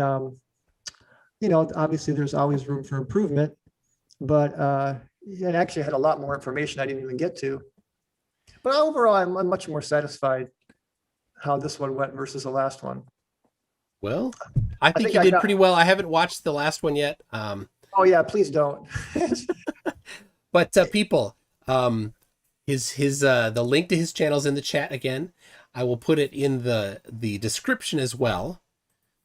But let me do this right now. And the goal is, I just did my first video on the blue marble, and how that's just that one photo alone. Yeah. And then I'm going to do like a total of 20 videos. That's going to incorporate 200 or more proofs that the Earth is a sphere and that's spinning and orbiting based on the heliocentric or baryocentric model that we know. And I've got I do have well over 200 proofs, and I know you probably even have more than that, MC, than I do. But yeah, I'm careful not to use the word proof. No, right, not proof. Unless you put it in quotes. You put it in quotes, then it's yeah. You're right. I thank you for saying that. We use it in common language. We use the word proof, but in science, the actual concept of proof, it's not possible. It just, in fact, in reality, it's impossible. It's not possible. Only mathematics can you say something's a proof. Yeah. Or logic. Or right, logic, yeah. But I kind of like. Or ethanol content in liquids. Oh, right. Well, I'd always like to get constructive criticism because, this is, only my second debate and about 8 or 9 weeks into doing this. But what opportunities did you see there? Did you see any like real like opportunities of things that you? Yeah, I would have. Well, we already covered this. I would have pressed him more on saying we need, you know, where does the acceleration come from? Where's the magnitude come from? Because he kept saying electrostatics is 10 to the 39 times more powerful. He said it over and over and over. Okay. Yeah. Is that the cause? Is that where the A comes from, the downward acceleration? Well, it couldn't. And you kept saying that because when the electromagnetic field, the static field changes direction temporarily, if it was the source of it, we'd go flying up at the ceiling, because it's not just changed, it's changed, and its magnitude is 100 times more. So we'd get slammed against the ceiling. I mean, how can he just kind of let that roll off his shoulder? So it's like, that is absolutely totally debunking, because 7 million lightning strikes a day around, it's not just the lightning. Well, I mean, so I would say to the critique. Yeah. It's local. Just focus on the localized area. If you are in a storm and there is lightning nearby, you have just been in the vicinity of a reversal of that electromagnetic field that he claims happens. And we would all know it, because if there's an electrical storm coming, people would, you know, strap themselves into chairs. Well, I mean, I told you I got David Weiss. He even kind of admitted things fly up around a lightning strike. And I'm like, are you really saying that? And I mean, in that last debate, I had some good moments in that last debate, but man, it was but debating David, I would not recommend it. David Weiss, Jaron, Witsit, and Hibbler. What's his name? Sean Hibbler. Hibbler. I accept. You would accept that? Yes. I would. That's a dream. I mean, I did tell them I'd do it again. That's a dream. Not four. Tell him you want your friend Mike to do it. Yeah, no, maybe you do that. I mean, Hibbler didn't have much to. Hibbler's an idiot. He's the dumbest of the dumb. But you know, Jaron, you know, give him credit. You know, Jaron, David, they just got their little puzzles and they just throw these little, like, you know, the gas in the box puzzle, or you know, David loves to do the spinning rope thing, you know, and it's like, well, David, we don't live on a spinning rope. I mean, well, it's a good point, though. Let me say, he talks about rim velocity, right? Well, yeah, no, that is it is important. It's centrifugal force. Do the math on it.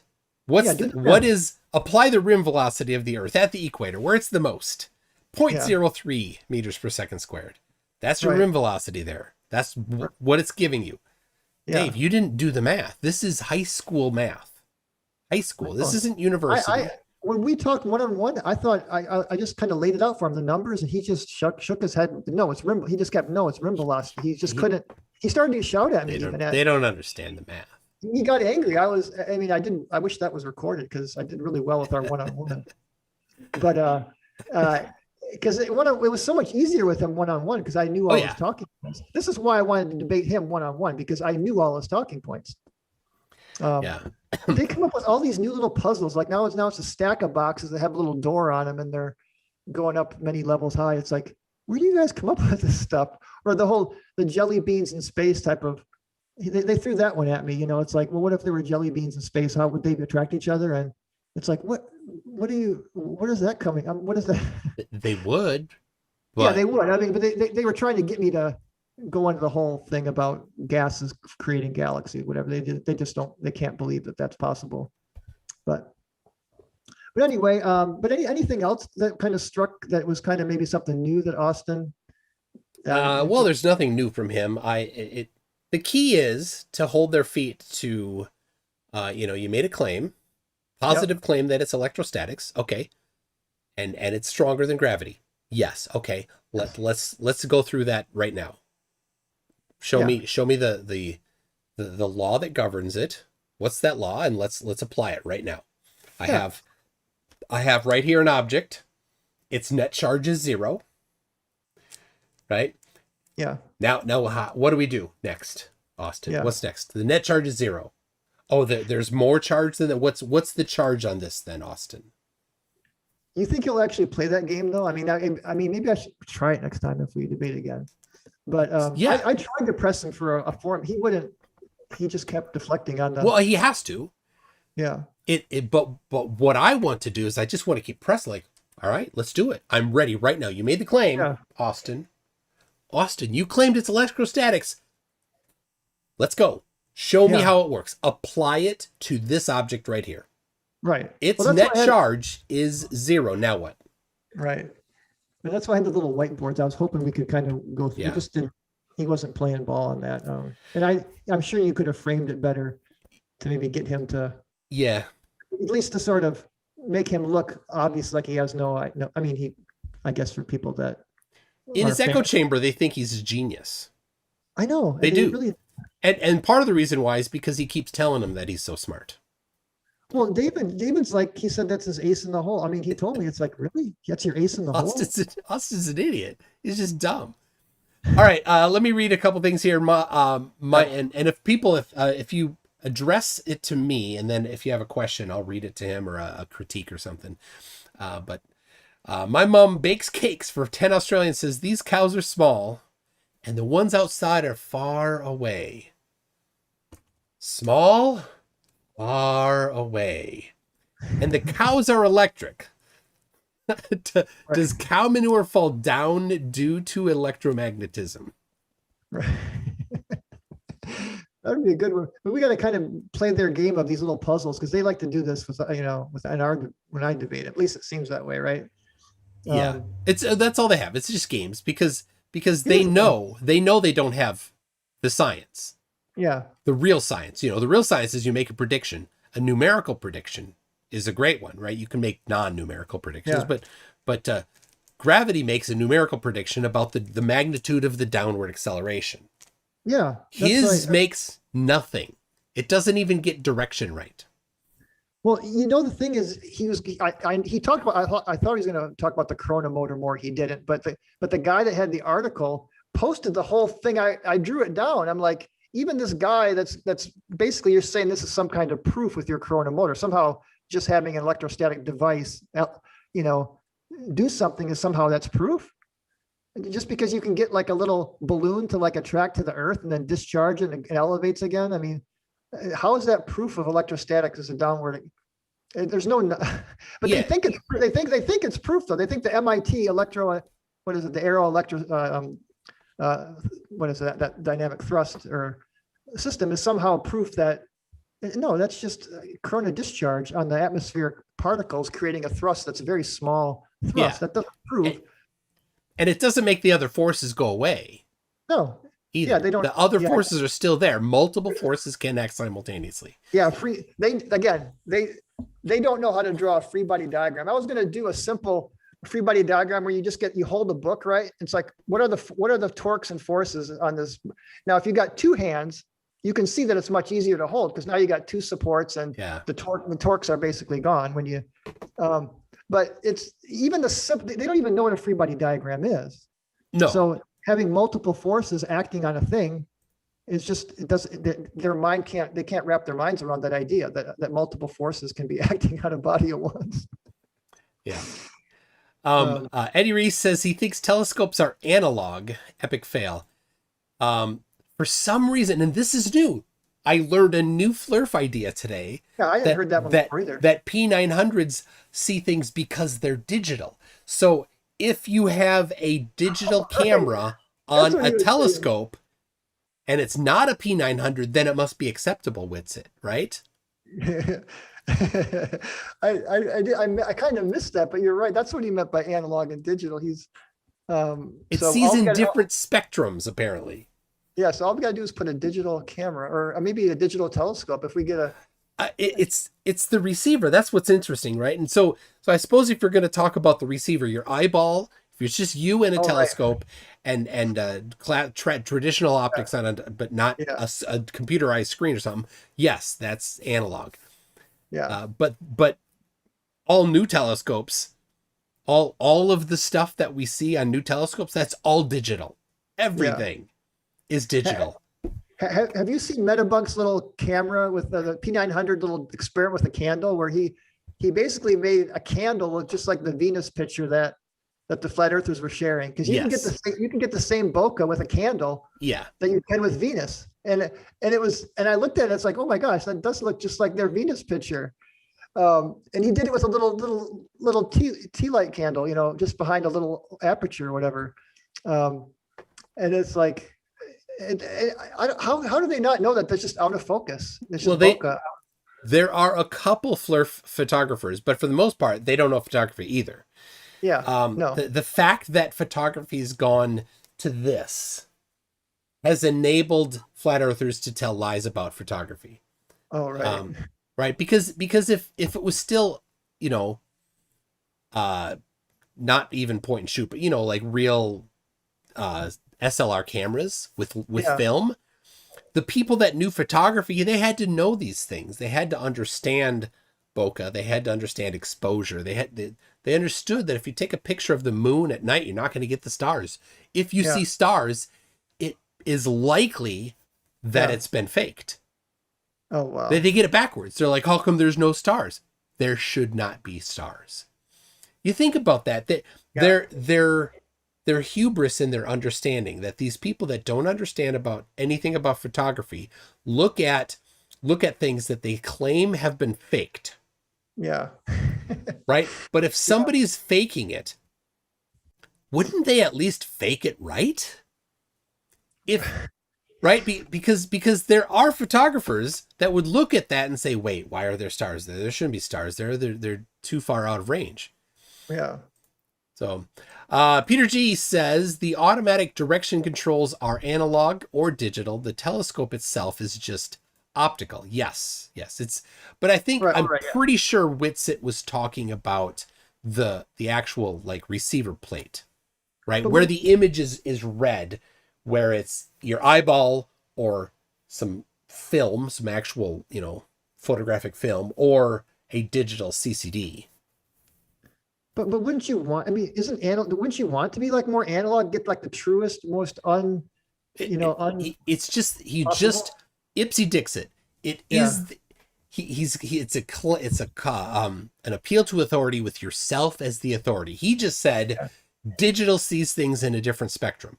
Yeah. Where was the evidence for that? Where is nowhere? At least I didn't take your cue from that. I asked him probably at least 30, 40 times, where is the evidence for that? I mean, just every time I tried to just stay on him with that. It's never. Yeah. At least you're like pushing him to give evidence, makes him uncomfortable. And so he just stops his word salad sort of run on sentences.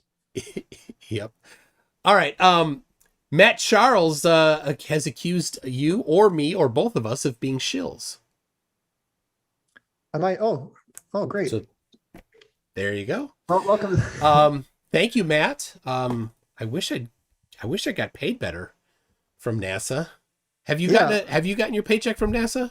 Oh yeah. I mean, it's $0. Yeah. It's okay. I'm trying to get some interest on that. So flat Earth interest, maybe the flat Earth interest will add money to that. Well, all right. From Humphrey Pushcart for you, says Bryant, what's it like to peer upon the peak of Mount Dunning-Kruger? Looking forward to viewing your channel. What's it like to peer upon the peak of Mount Dunning-Kruger? Oh, I mean, the flat earthers, the Dunning-Kruger. I'm seeing them all the time. That's the peak. That's the peak. I get. Okay, yeah. So yes, there's the mountain of Dunning-Kruger, and they sit atop it. Yeah, it's and again, how is he somehow being like these top flat earthers like ace in the hole? I mean, that's like that just there's a couple things. He practices his scripts. He has those scripts, and how many times did he say 10 to the 39th power? I was expecting that. Yeah, I was expecting that one. He practiced that, and he pressed the play button on that over and over again. Right. And so the people that don't understand these things don't understand that there are ways to calculate electrostatics and the forces associated with them. Yeah. They don't understand that, right? These are the people that can't understand how to solve a triangle, right? They cannot do middle school geometry. Look, hey, I got to show you a little show and tell here. This is an electrostatic sensor. Oh. And I walked around the block today with this. I made sure I was grounded, because if you're not grounded, it'll pick up reading. Yeah. I got zeros everywhere. Is it just measuring the air? Or do you put it to something? No, it's measuring the. I mean, if I like, for example, if I like rub a balloon on my sweater, it'll just go off the charts. It'll just read really high. So it measures electrostatic fields. I mean, and it's not cheap. I mean, but it's not the best. But you can get scientific grade ones, and you really want to make sure, obviously to ground them, and because if you're not grounded, then you can get skewed results. But I was looking for this I mean, I don't doubt that there's 100 volts per meter, but that's it's a very subtle field. It's not a very strong electric field. Now you can't do much work with it. If you could do work with it, you could just generate power from it. And, well, you can do the Corona. That's what the Corona motors do. But they have to send they have to actually send like a little what those little mini helicopters called? Those little drone, the little hovercraft, whatever thingies, the drones. Yeah. So they got to use power to send it up. But once they get it up there and it's hovering, they got the little, like the Corona discharge on really sharp points. They got the little sharp points, and it's grounded. And so you can create electricity, but I don't know how much of that was usable electricity. It was just sort of like all these sparks coming out of this thing. So you can tap into it. I mean, Corona motors do that, but I couldn't figure out how much current or energy was getting drawn from those experiments. Yeah, you can't get much. You can't get much. It's the same thing with the MIT, the aero electrodynamic thruster, whatever. You can get this little thing to propel for a little while, but you got to supply 40,000 volts to it. That's what they don't tell you. And their little Van der Graaf generator experiments, yeah, you're adding like 40, 50,000 volts to it. So to something that has almost no mass. Tiny mass. Yeah. So and we know that this is where they're 10 to the 39. Yeah. Of course you're going to get all these effects because it's an incredibly strong force. When you add a surplus of charge, you'll get a lot of dispersion van der Waals. That's why you get your balloon to stick. And I tried that with the last debate. I'm like, okay, if this field, why is this balloon does it go sideways now too? I mean, is this field, it can work in all directions here. Because what Dave was doing with his little balloon experiment, right, is he's just putting it close to the ground. So you get the van der Waals, the dispersion forces on the ground there. But if you do the same thing, I told Dave, you do the same thing on the wall, that's going to stick to the wall too, Dave. You're doing it close to the floor. That's why it's going down. But it's just, you could just rub your balloon. Just you could save a lot of money and just get a helium balloon, rub it on a sweater, and you can see that it'll stick to the ground. I mean, if it's not, if the buoyant force might be too strong there, but that's essentially what they're doing. At the end of the day, they're just rubbing a helium balloon on their sweater and say, oh, look, it sticks to the ground. Then you take the charge off. Oh, look, it's rising up. That's really all that. They make a big deal out of that video. Do you see Dave Weiss always playing that video, right? And remember his target market, his target audience is the dumbest 0.0001% of humans, which is still a lot of people. And so if he can get those people to download his app, then he can make some money off of them. Oh, I called him. Did I tell you this? I called him out on his app saying, there's people in Antarctica on your app. And he actually admitted it. He's like, oh yeah, I'm in communication with them, but they're like, oh, they're on the outer rim. And I'm like, also on your app, Antarctica's a whole continent on your app. And he's like, well, yeah, that's what Google. And it's like, well, do you see the problem here? And he really just wanted to change that subject. We just went on to the next thing. But they had people in Antarctica on their app. I know. It's so funny. I mean, and it's the whole continent of Antarctica on his app. It's like, if you're going to sell this app, I mean, at least try to make it look like a flat earth when you're trying to find friends. Use the flat earth map. Right. Use the flat earth map. Crap. Every time you try to use the flat earth map, it fails. Oh man, that's just, oh gosh. You could do a whole, they just come up with an answer. You think that you got them pinned down to the ground, and then they got it's never a correct answer, but it's always an answer. Yeah. And they get it to sound, they must just rehearse this stuff and get together and just say, we got to figure this thing out. Well, there's a couple that rehearse. Probably the top ones need Witsit. Well, the ones that debate, Witsit and Nathan Oakley, they rehearse. They actually practice their shtick. Yeah. And then you can tell when they get cornered, they just press play as their escape. I tried to use again, the ether experiments is not one of my strong areas I haven't read all the experiments. Yeah. was there, did Witsit have any, like, even like one decent point within his whole? Because I know No. yeah, I didn't think so either. I'm like, but it's because a couple of his things I wasn't able to follow what he was saying. It might just be because he's just making stuff up, but I'm like, well, yeah, with it's the fringe thing- nonsense. with the fringe thing, he was like wanting the error to be 0 in the experiment. I'm like, so if it's saying 0.0001%, that's still some bit of a trace of a fringe. I mean, did you hear him on that? He's like, Yeah. it's like, Flat earthers don't understand margin of error. yeah, it's a margin of error. You're not going to get up. I mean, I guess it's possible, but again, at some level, at 1,000 decimal places, it's not going to be zero. Nothing's going to be 0 completely. But yes, those, I didn't read all those, but they got progressively better, much better with their, basically not showing much fringe at all. It was at some levels, right? Where it's all right. So we have some derper in the chat here that says, show me evidence of mass attracting mass. Well, I'd be glad to. So here is the I'm not showing this to you, so you won't see this, but it'll be familiar with you. The BIPM measurements of the Newtonian constant of gravitation, G. This is measuring the strength of the mass to mass attraction specifically. Not just that it exists, but it's a measurement of the exact quantity and magnitude of it. So right here on this little picture here, we see these large cylinders, A. Those are the 4 source masses. And then B, they're smaller. They're a little harder to see there. I'll zoom in a little bit so you can see it. This B is the test mass. So right there is that cylinder there. And then this whole apparatus, it rotates. You see that C, it's showing that the apparatus rotates.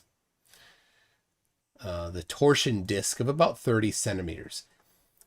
So this whole apparatus is put into a vacuum chamber to isolate from air currents, and it is all electrically at the same electrical potential, so the electrostatic forces are negated. And it is horizontal, not vertical, so that the Witsit's proclaimed vertical voltage gradient of 1 volt or 100 volts per meter is negated because these are horizontal, so they're all at the same potential, if that is a thing, which it's not. And then this shows here, this little dashed line shows where the actual vacuum chamber sits. So the whole thing there is in a vacuum chamber, and pretty. I love how they put the dashed lines in there. So there you go. This paper is on my website, mctoon.net/G. This is an actual real empirical measurement of it. If you just say nuh-uh, you instantly lose. This is how science is done. It's done like this, and then they write down in detail how they did it. This is one of hundreds of different ones that they've done. This particular one, they go over the details of it, and I think this was one that you referenced, I think. Yeah, because it was such. I read through them all. I mean, it's not some of the ones that were 28 pages I didn't, but I mean, it's just the care, how they get the homogeneity. They make sure that the sphere is perfectly homogeneous. With the coating to eliminate electrostatics and the gold. I mean, they do all these things with the mu steel. I mean, I appreciate that because I know a lot about mu steel and using squid magnetometers, and it's just shielding magnetism. Just such care and then you see that chart I put, it was from one of the studies. They literally know all of the things that can cause an error, right?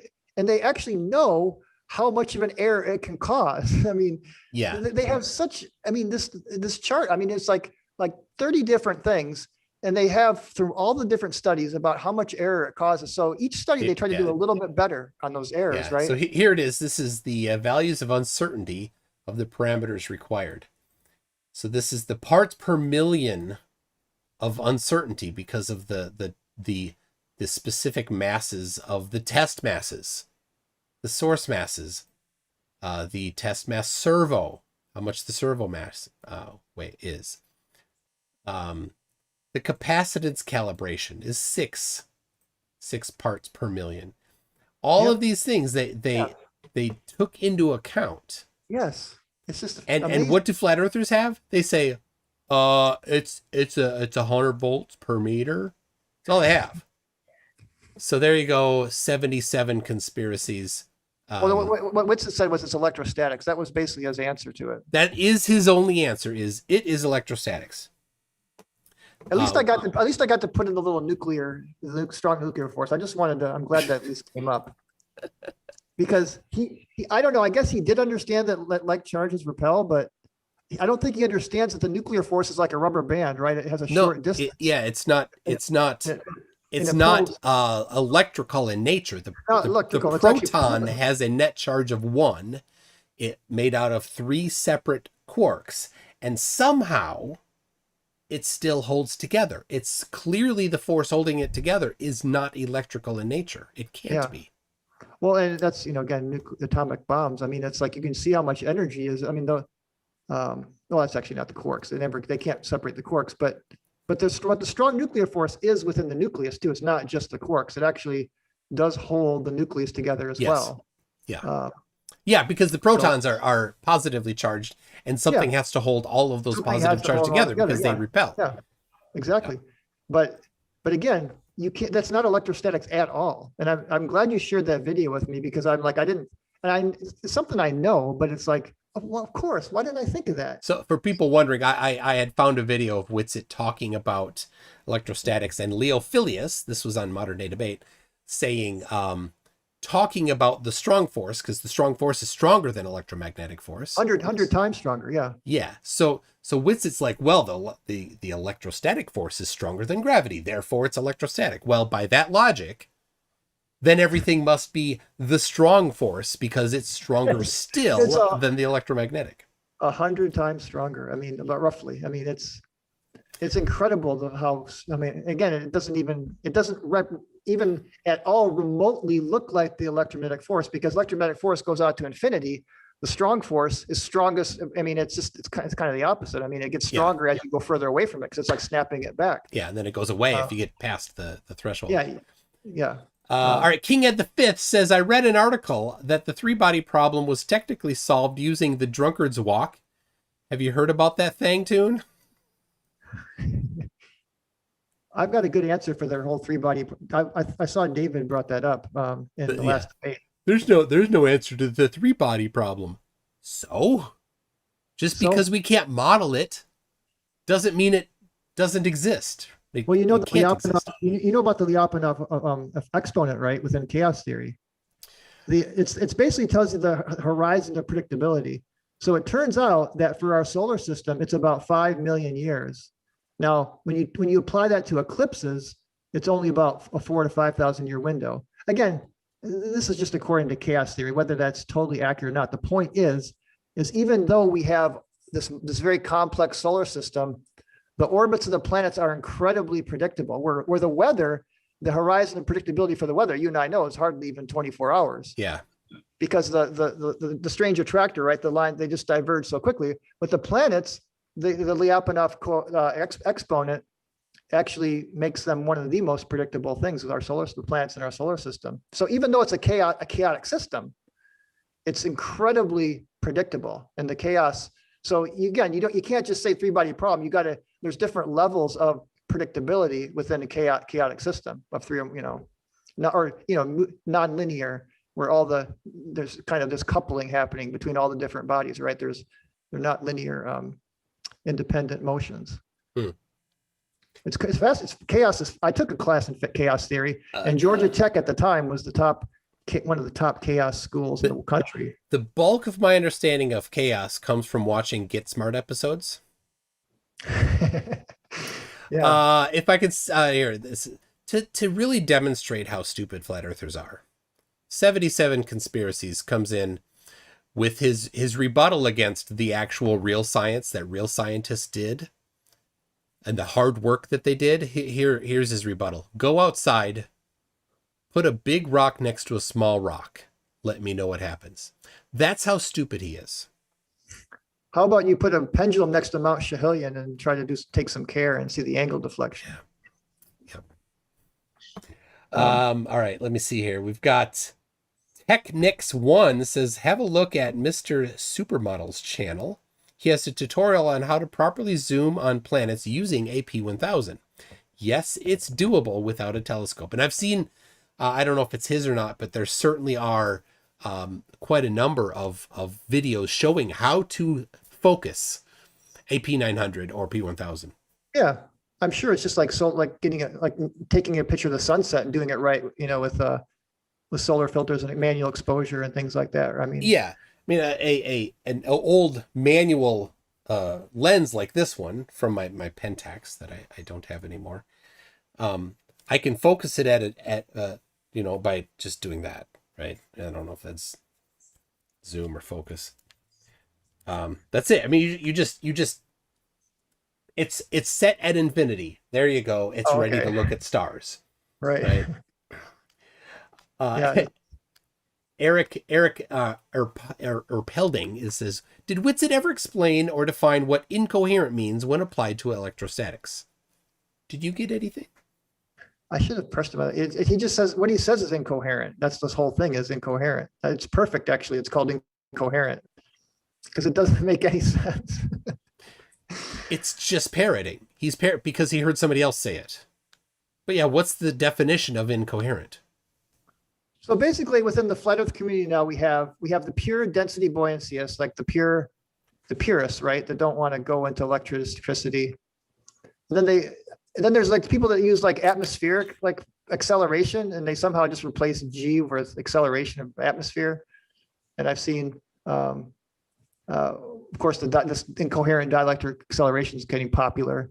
Have you seen any other? I mean, they just there are 5 general categories that they have proposed to explain gravity. Starting from the dumbest. Incoherent electrostatic acceleration is the dumbest. It's just pure words, nothing to it. Nothing works. I didn't get to my balloon experiment with that.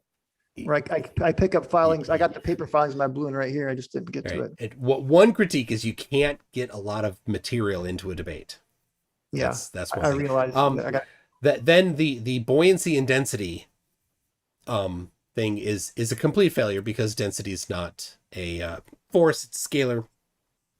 And we've got Rachie in chat here, who's a flat earther, that says it's relative density disequilibrium, which doesn't explain it. Yeah, RDD, which doesn't explain it either because you still didn't explain where the RDD came from. Why is there a differential? That's the question. Yeah. Don't know. Soon to be a scientific law, the law of RDD law. And Rachie tried. She actually had some equations that were basically modified kinematic equations, and in the end, you just plugged in 9.8 meters per second squared. Well, I had someone that. Yeah, go ahead. The question is, where did that specific magnitude come from? Not just plug it into an equation.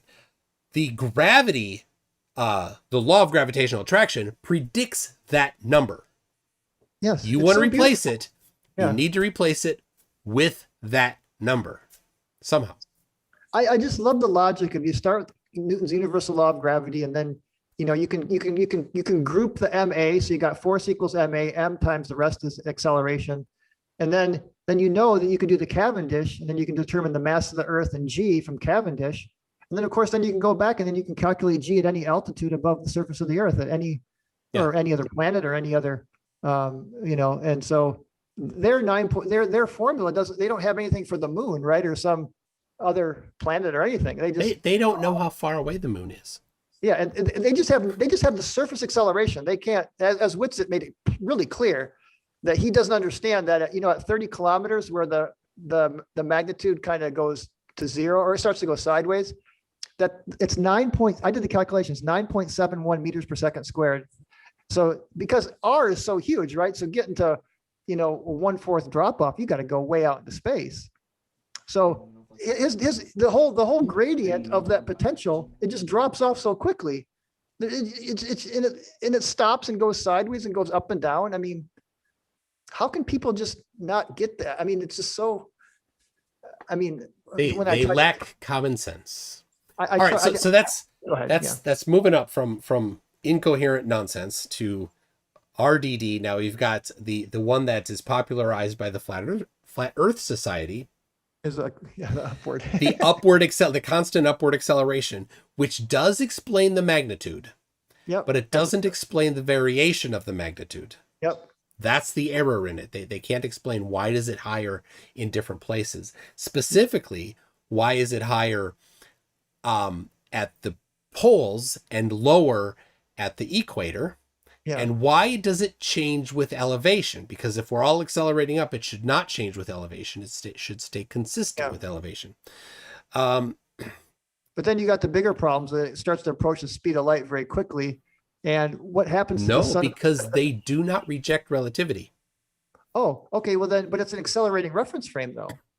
But we're within that reference frame. It actually works. But what about their magical sun and moon orbits then? If it's Well, of course, there's no explanation for why the sun and moon stay up in that. Yeah, because that would definitely, they would just go right up into it. I mean, unless you. Well, no, they'd hit the ground. They hit the ground. Right? But Yeah, we're accelerating up. The sun and moon would hit the ground. So they don't have an explanation for that. But they can actually explain it by saying relativity, and you would not reach the speed of light. From the external reference frame, the mass would increase, the actual change in velocity would decrease. But the energy needed to do that, though, starts to get more and more. I mean, because where's that energy come from? They don't know. All right, that's number 3. There's two better ones. There's 2. Oh wow, some new stuff I haven't heard yet. The Infinite Plane Society. They don't actually really talk about this because they don't quite understand it well enough. But this does exist in a few places, that if you had an infinite plane of a particular thickness and density, you could have, and gravity existed, you could actually do that. You could actually have, but it'd be very unstable. It'd collapse. But an infinite plane, that you don't get any drop off, no matter how high, you can never escape the edge. I mean, there's no edges to escape. So you remain at a constant. It stays constant. I don't know how high up you go. Yeah, there's problems with it. It doesn't explain the variation, and it doesn't explain laterally, and it doesn't explain the variation vertically. Leonard Susskind did some calculation where, of course, he doesn't believe the Earth is flat, but he said, well, if you get like a 7-mile thick or whatever infinite plane, you can get some at least. I mean, there's some way to get something. At least they're trying. At least they're trying to get the numbers to work. I mean, yeah. So so that's the fourth. It's number 2 in my scale. Number 1, I've only seen one person propose this, and that's a centrifugal plate of some sort. Imagine that the pillars that they think the Bible's talking about are actually holding up a platter, not below it but above it, to a pivot point, many millions of miles away potentially, and that the Earth is actually in flat, like sitting on this plate. Here we go, like this, right? Yeah. There's the plate, and then there's a pivot point up here, and the whole thing is going around, so it's actually centrifugal force doing it. Yeah. That's like those set where they try to colonize space, right, to get the whole rotating. Yes, it's like Discworld. Yeah. Or not Discworld, Ringworld. It's like Larry Niven's Ringworld. That's what. Yeah, that's what. But on a potentially a plate with a pivot. But there's only one I've ever seen talk about that. I forgot the guy's name. He has like this bike tire, and he's like cranking the bike tire. He's like, there, I proved it. Like, all you did was show that centrifugal force exists. So. Wow. Yeah, that's that's a new one. I had never heard that one before. There's the 5 that I've heard of. So. I did see one where someone tried to use atmospheric acceleration, like, and I wrote it back and I said, that the atmosphere thins out at the Kármán line to about very, very small amount of atmosphere, and we know gravity keeps going, so you need to put a little more work into that. Yeah, so some say it's just pressure, so that doesn't really that kind of falls in. I don't really where that goes in. Pressure is force per unit area. It's not even. I know. Yeah, no, we both know. I mean, yeah, they can't get the units right when the density doesn't even have a vector. Oh, and I didn't bring this up. The weather vane. It's like, what force in nature is direction only? I was trying to think, is there a force? That's just a unit vector on like a unit circle. I mean, there's no force in nature that's only direction. I mean, they're trying to say that the electrostatic force is just a bias for the direction, right? They're not, and somehow density and buoyancy take care of the rest. If it's a bias and that bias reverses, right, that's a problem. Right? But it's not just a bias. He constantly said it's 10 to the 30 whatever times more powerful than gravity. Sure. He's specifically talking about the magnitude there.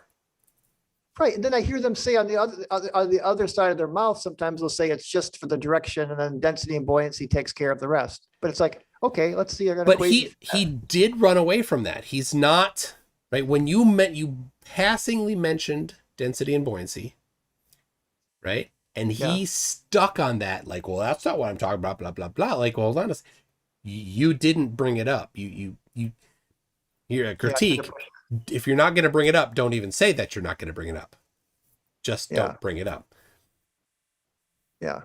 So, but yeah, so he proposes that it's the electrostatic field, but then tried to run away from the magnitude of it. Yeah. So where's the magnitude come from? He didn't even answer that, did he?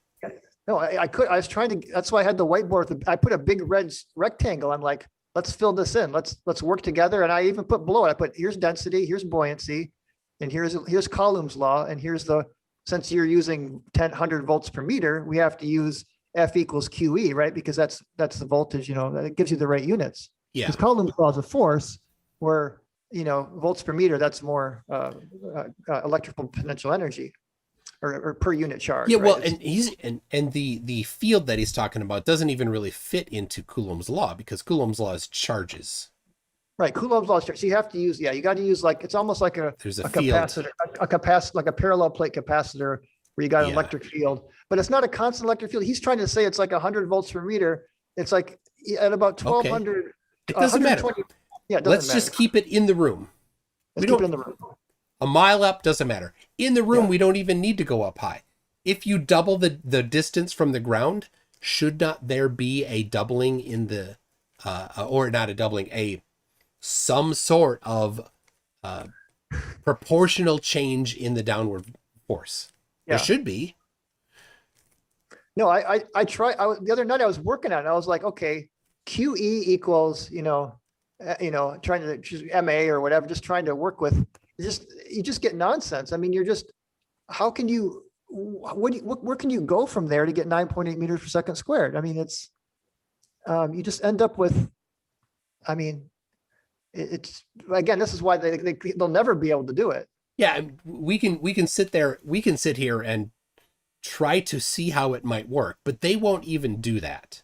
Yeah. They just say, it's this, that's all we need. That's not true. I mean, the big problem is it's a surface charge, and the Earth is the center of the Earth for the gravitational field. So, you're just not going to get that slow drop off to where even at the top of Mount Everest, it's still 9.7 something meters per second squared. I mean, so in order to get that, what we know measurably as a slow drop off, I mean, there's just no way. I mean, you can't do that with a surface ground charge. Or he was saying, what was he calling it? The Gaussian surfaces. Two Gaussian surfaces. I mean, like, you don't need two Gaussian surfaces to have a charge. Yeah, I mean, I was trying to follow. Where's he going with that? You can have any surface, any one surface to have a charge. Now, this was the bane of our existence in electromagnetism class, right? Yeah. The teacher's like, okay, you have a sphere. The surface of the sphere has this charge. Now graph the charge from the center of that sphere to the surface and then out to infinity or something like that. I need the formula for that. And we're like, oh my gosh. Okay, now there's a plane that's 1 meter away from the surface of the sphere. Oh no. Now what? Right? Because of course that plane will have a charge inside at the center, right? You need to sum those two things. You're like, oh, how many integrals am I going to do here? I know it gets pretty, I mean, so such as Gauss's law. I mean, I guess, I mean, I was just trying to follow, like, what is he trying? I was just trying to follow, like, inside of his mind. What was he trying to say? It's just words. Yeah, maybe Somebody else said it. Somebody else said it. He doesn't know what it means, but it sounded good to him, and his audience will gobble it up. Yeah. Yeah, the core. I just had to buy some artillery, like long distance sniper books, textbooks. I mean, it's really fascinating. Like, I mean, they're right. I mean, there is a lot of like, with the bullets. Yeah. So because there's another force that's larger, the smaller force doesn't exist. Is that what you're saying, Witsit? Yeah. No. But go ahead. At certain distances, it becomes enough that you need to take it into account. Mm-hmm. At short distances, you don't need to. You might only need to take into account 1 or 2 or 3 variables. Yeah. At medium distance, you might need to take 4, 5, 6 variables into account. At farther distances, right, as your precision must and accuracy has to get higher, and so you have to bring in more things. You're not just saying, well, the wind is generally to the left. Yeah. You say, well, at 100 meters out, the wind is to the left. At 200 meters out, the wind is not happening. Yeah. At 300 meters out, the wind is to the right. Oh, well, I need to compound all of those things together. It's amazing. It's just it's like, wow, these guys are really physicists that they can really accomplish these things. It's great. You know, is it Earth force? Like, I'm not good with pronunciation on these. What's that? The Coriolis has 2 components. It's got the horizontal and then the vertical. The Utvush.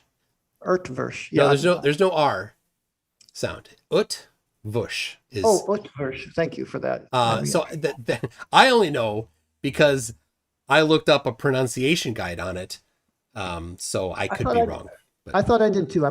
Some of them are not good. I mean, some of the pronunciation, you listen to tubes like, well, which one is it? They just pronounce it differently. Yeah. Say it again one more time. Utvush. Utvush. There you go. That's how I learned it. I could be wrong. And it's so obvious. I mean, if you're going faster with the Earth, of course, there's going to be more of a centrifugal effect that's going to make you weigh less. If you're going against it. And so here's the critique. You put a bunch of things out there, right? He didn't address the Utvush effect. He went for the couple things that he had scripts for. Yes. So if instead of that, if you had said, well, here are 2 things, and go deep into it, say, well, the Utvush effect predicts this specific change in percentage or magnitude. Yeah. And oh, look, we found that. And this other thing, right? So you go very specific and you actually do the work and show that. Then they can't just fill his entire rebuttal time with talking about something else. That's a good point. Depends though, right? So sometimes you might want, depending on the audience or the environment or something, you might want to do a shotgun approach. That's typically what they do because their understanding of things is meme deep. Yeah. Right. That's all they understand. They none of them have ever tested any of these claims.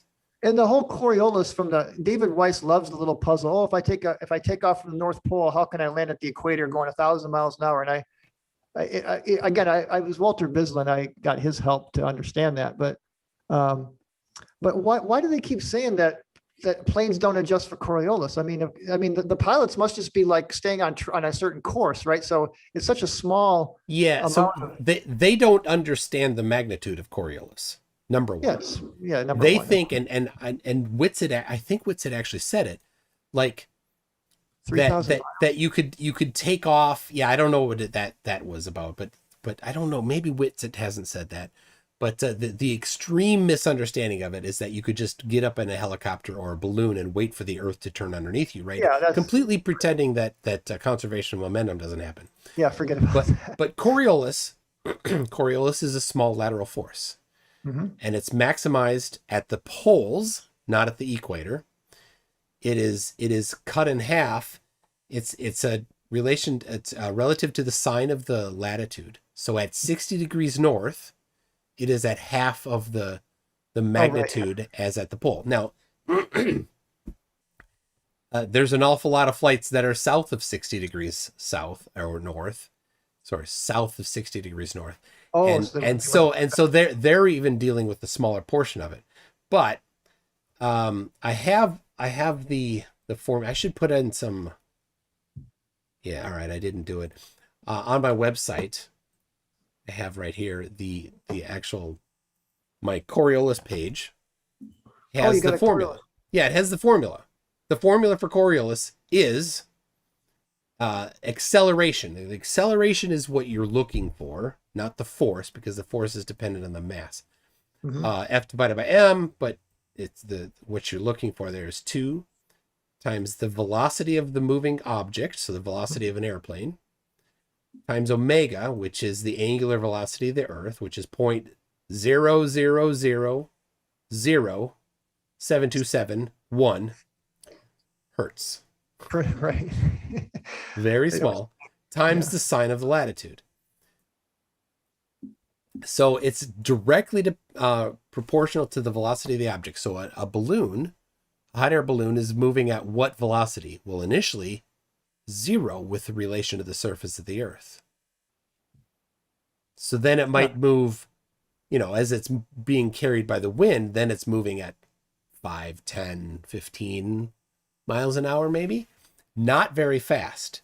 So you multiply that by this whole formula, you get a very small force or acceleration. An airplane isn't much better. Go ahead. I'll do the math. What they don't get too is if you go from the North Pole to the equator, that's like 6,000 miles or whatever. It's a slow, gradual. I mean, yes, it's stronger at the poles. You're right. I mean, but it's not like it's all of a sudden you've got to land on the equator and going 1,000 miles an hour. I mean, of course, everything's rotating together, but what they don't get is that the Earth is not, we're not saying the Earth is rotating out from under you. It's that your initial velocity is going to be either less or more than the latitude above or below you. And then it deflects because of the faster speed going to the slower speed or slower speed to the faster speed. But it's a very gradual going from 0 to 1,000, even though everything's moving together.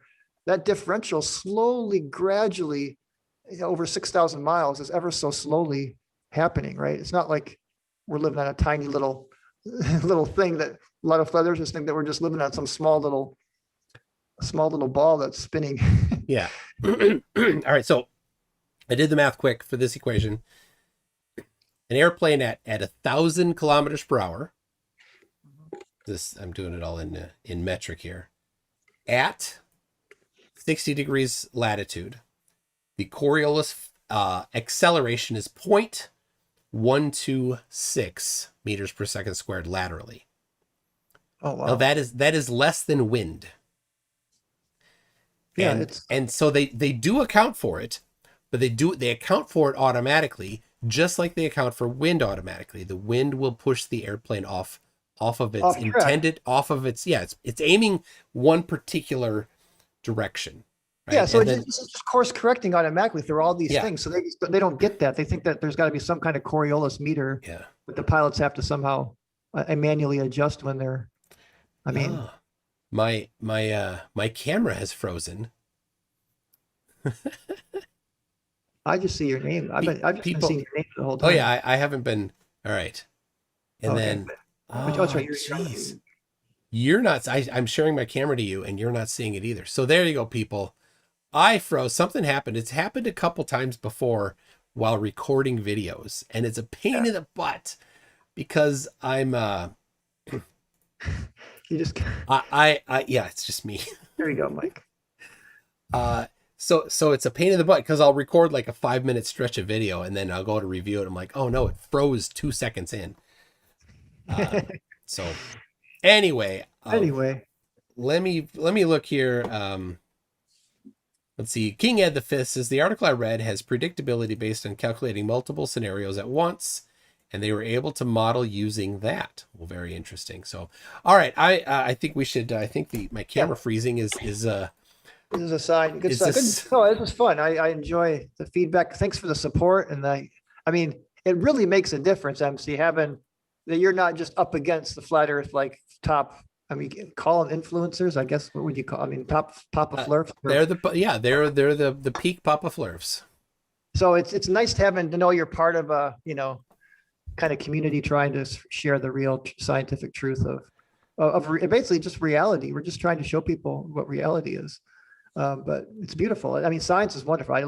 That's one of the things I like about this is you do learn a lot, you know, give them credit. They bring up a lot of stuff that help you to learn some cool stuff that I might have seen before, but it's like, oh yeah, I remember this in college, but it's fun. So thanks for the support. Thanks for having me on. And anytime, you know, I'm always, if you need someone, you can always just message me or something, or you want to. Well, I sent people to your website to your YouTube channel to subscribe.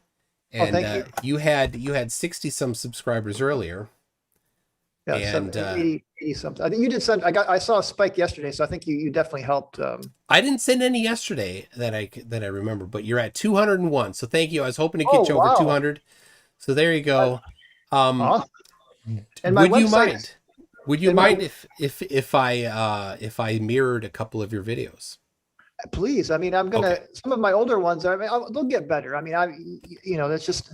But please do any that you want. And my website, dfe.net, it's just kind of a collection of raw information right now, but I'm going to hopefully in time get that smoothed out, make it look better. And like I said, 20 videos, I got about 20 videos coming in the near future on all these topics. And I've been watching a lot of yours. You're definitely been a really invaluable resource. So thank you for all that you do. Yeah. Well, all right. Thanks for coming on, and thanks everybody for joining.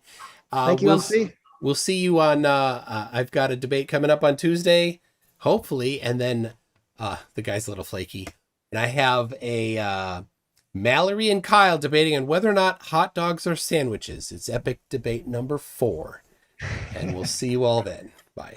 All right. Take care. Thanks. All right. You don't have to hang up. Okay.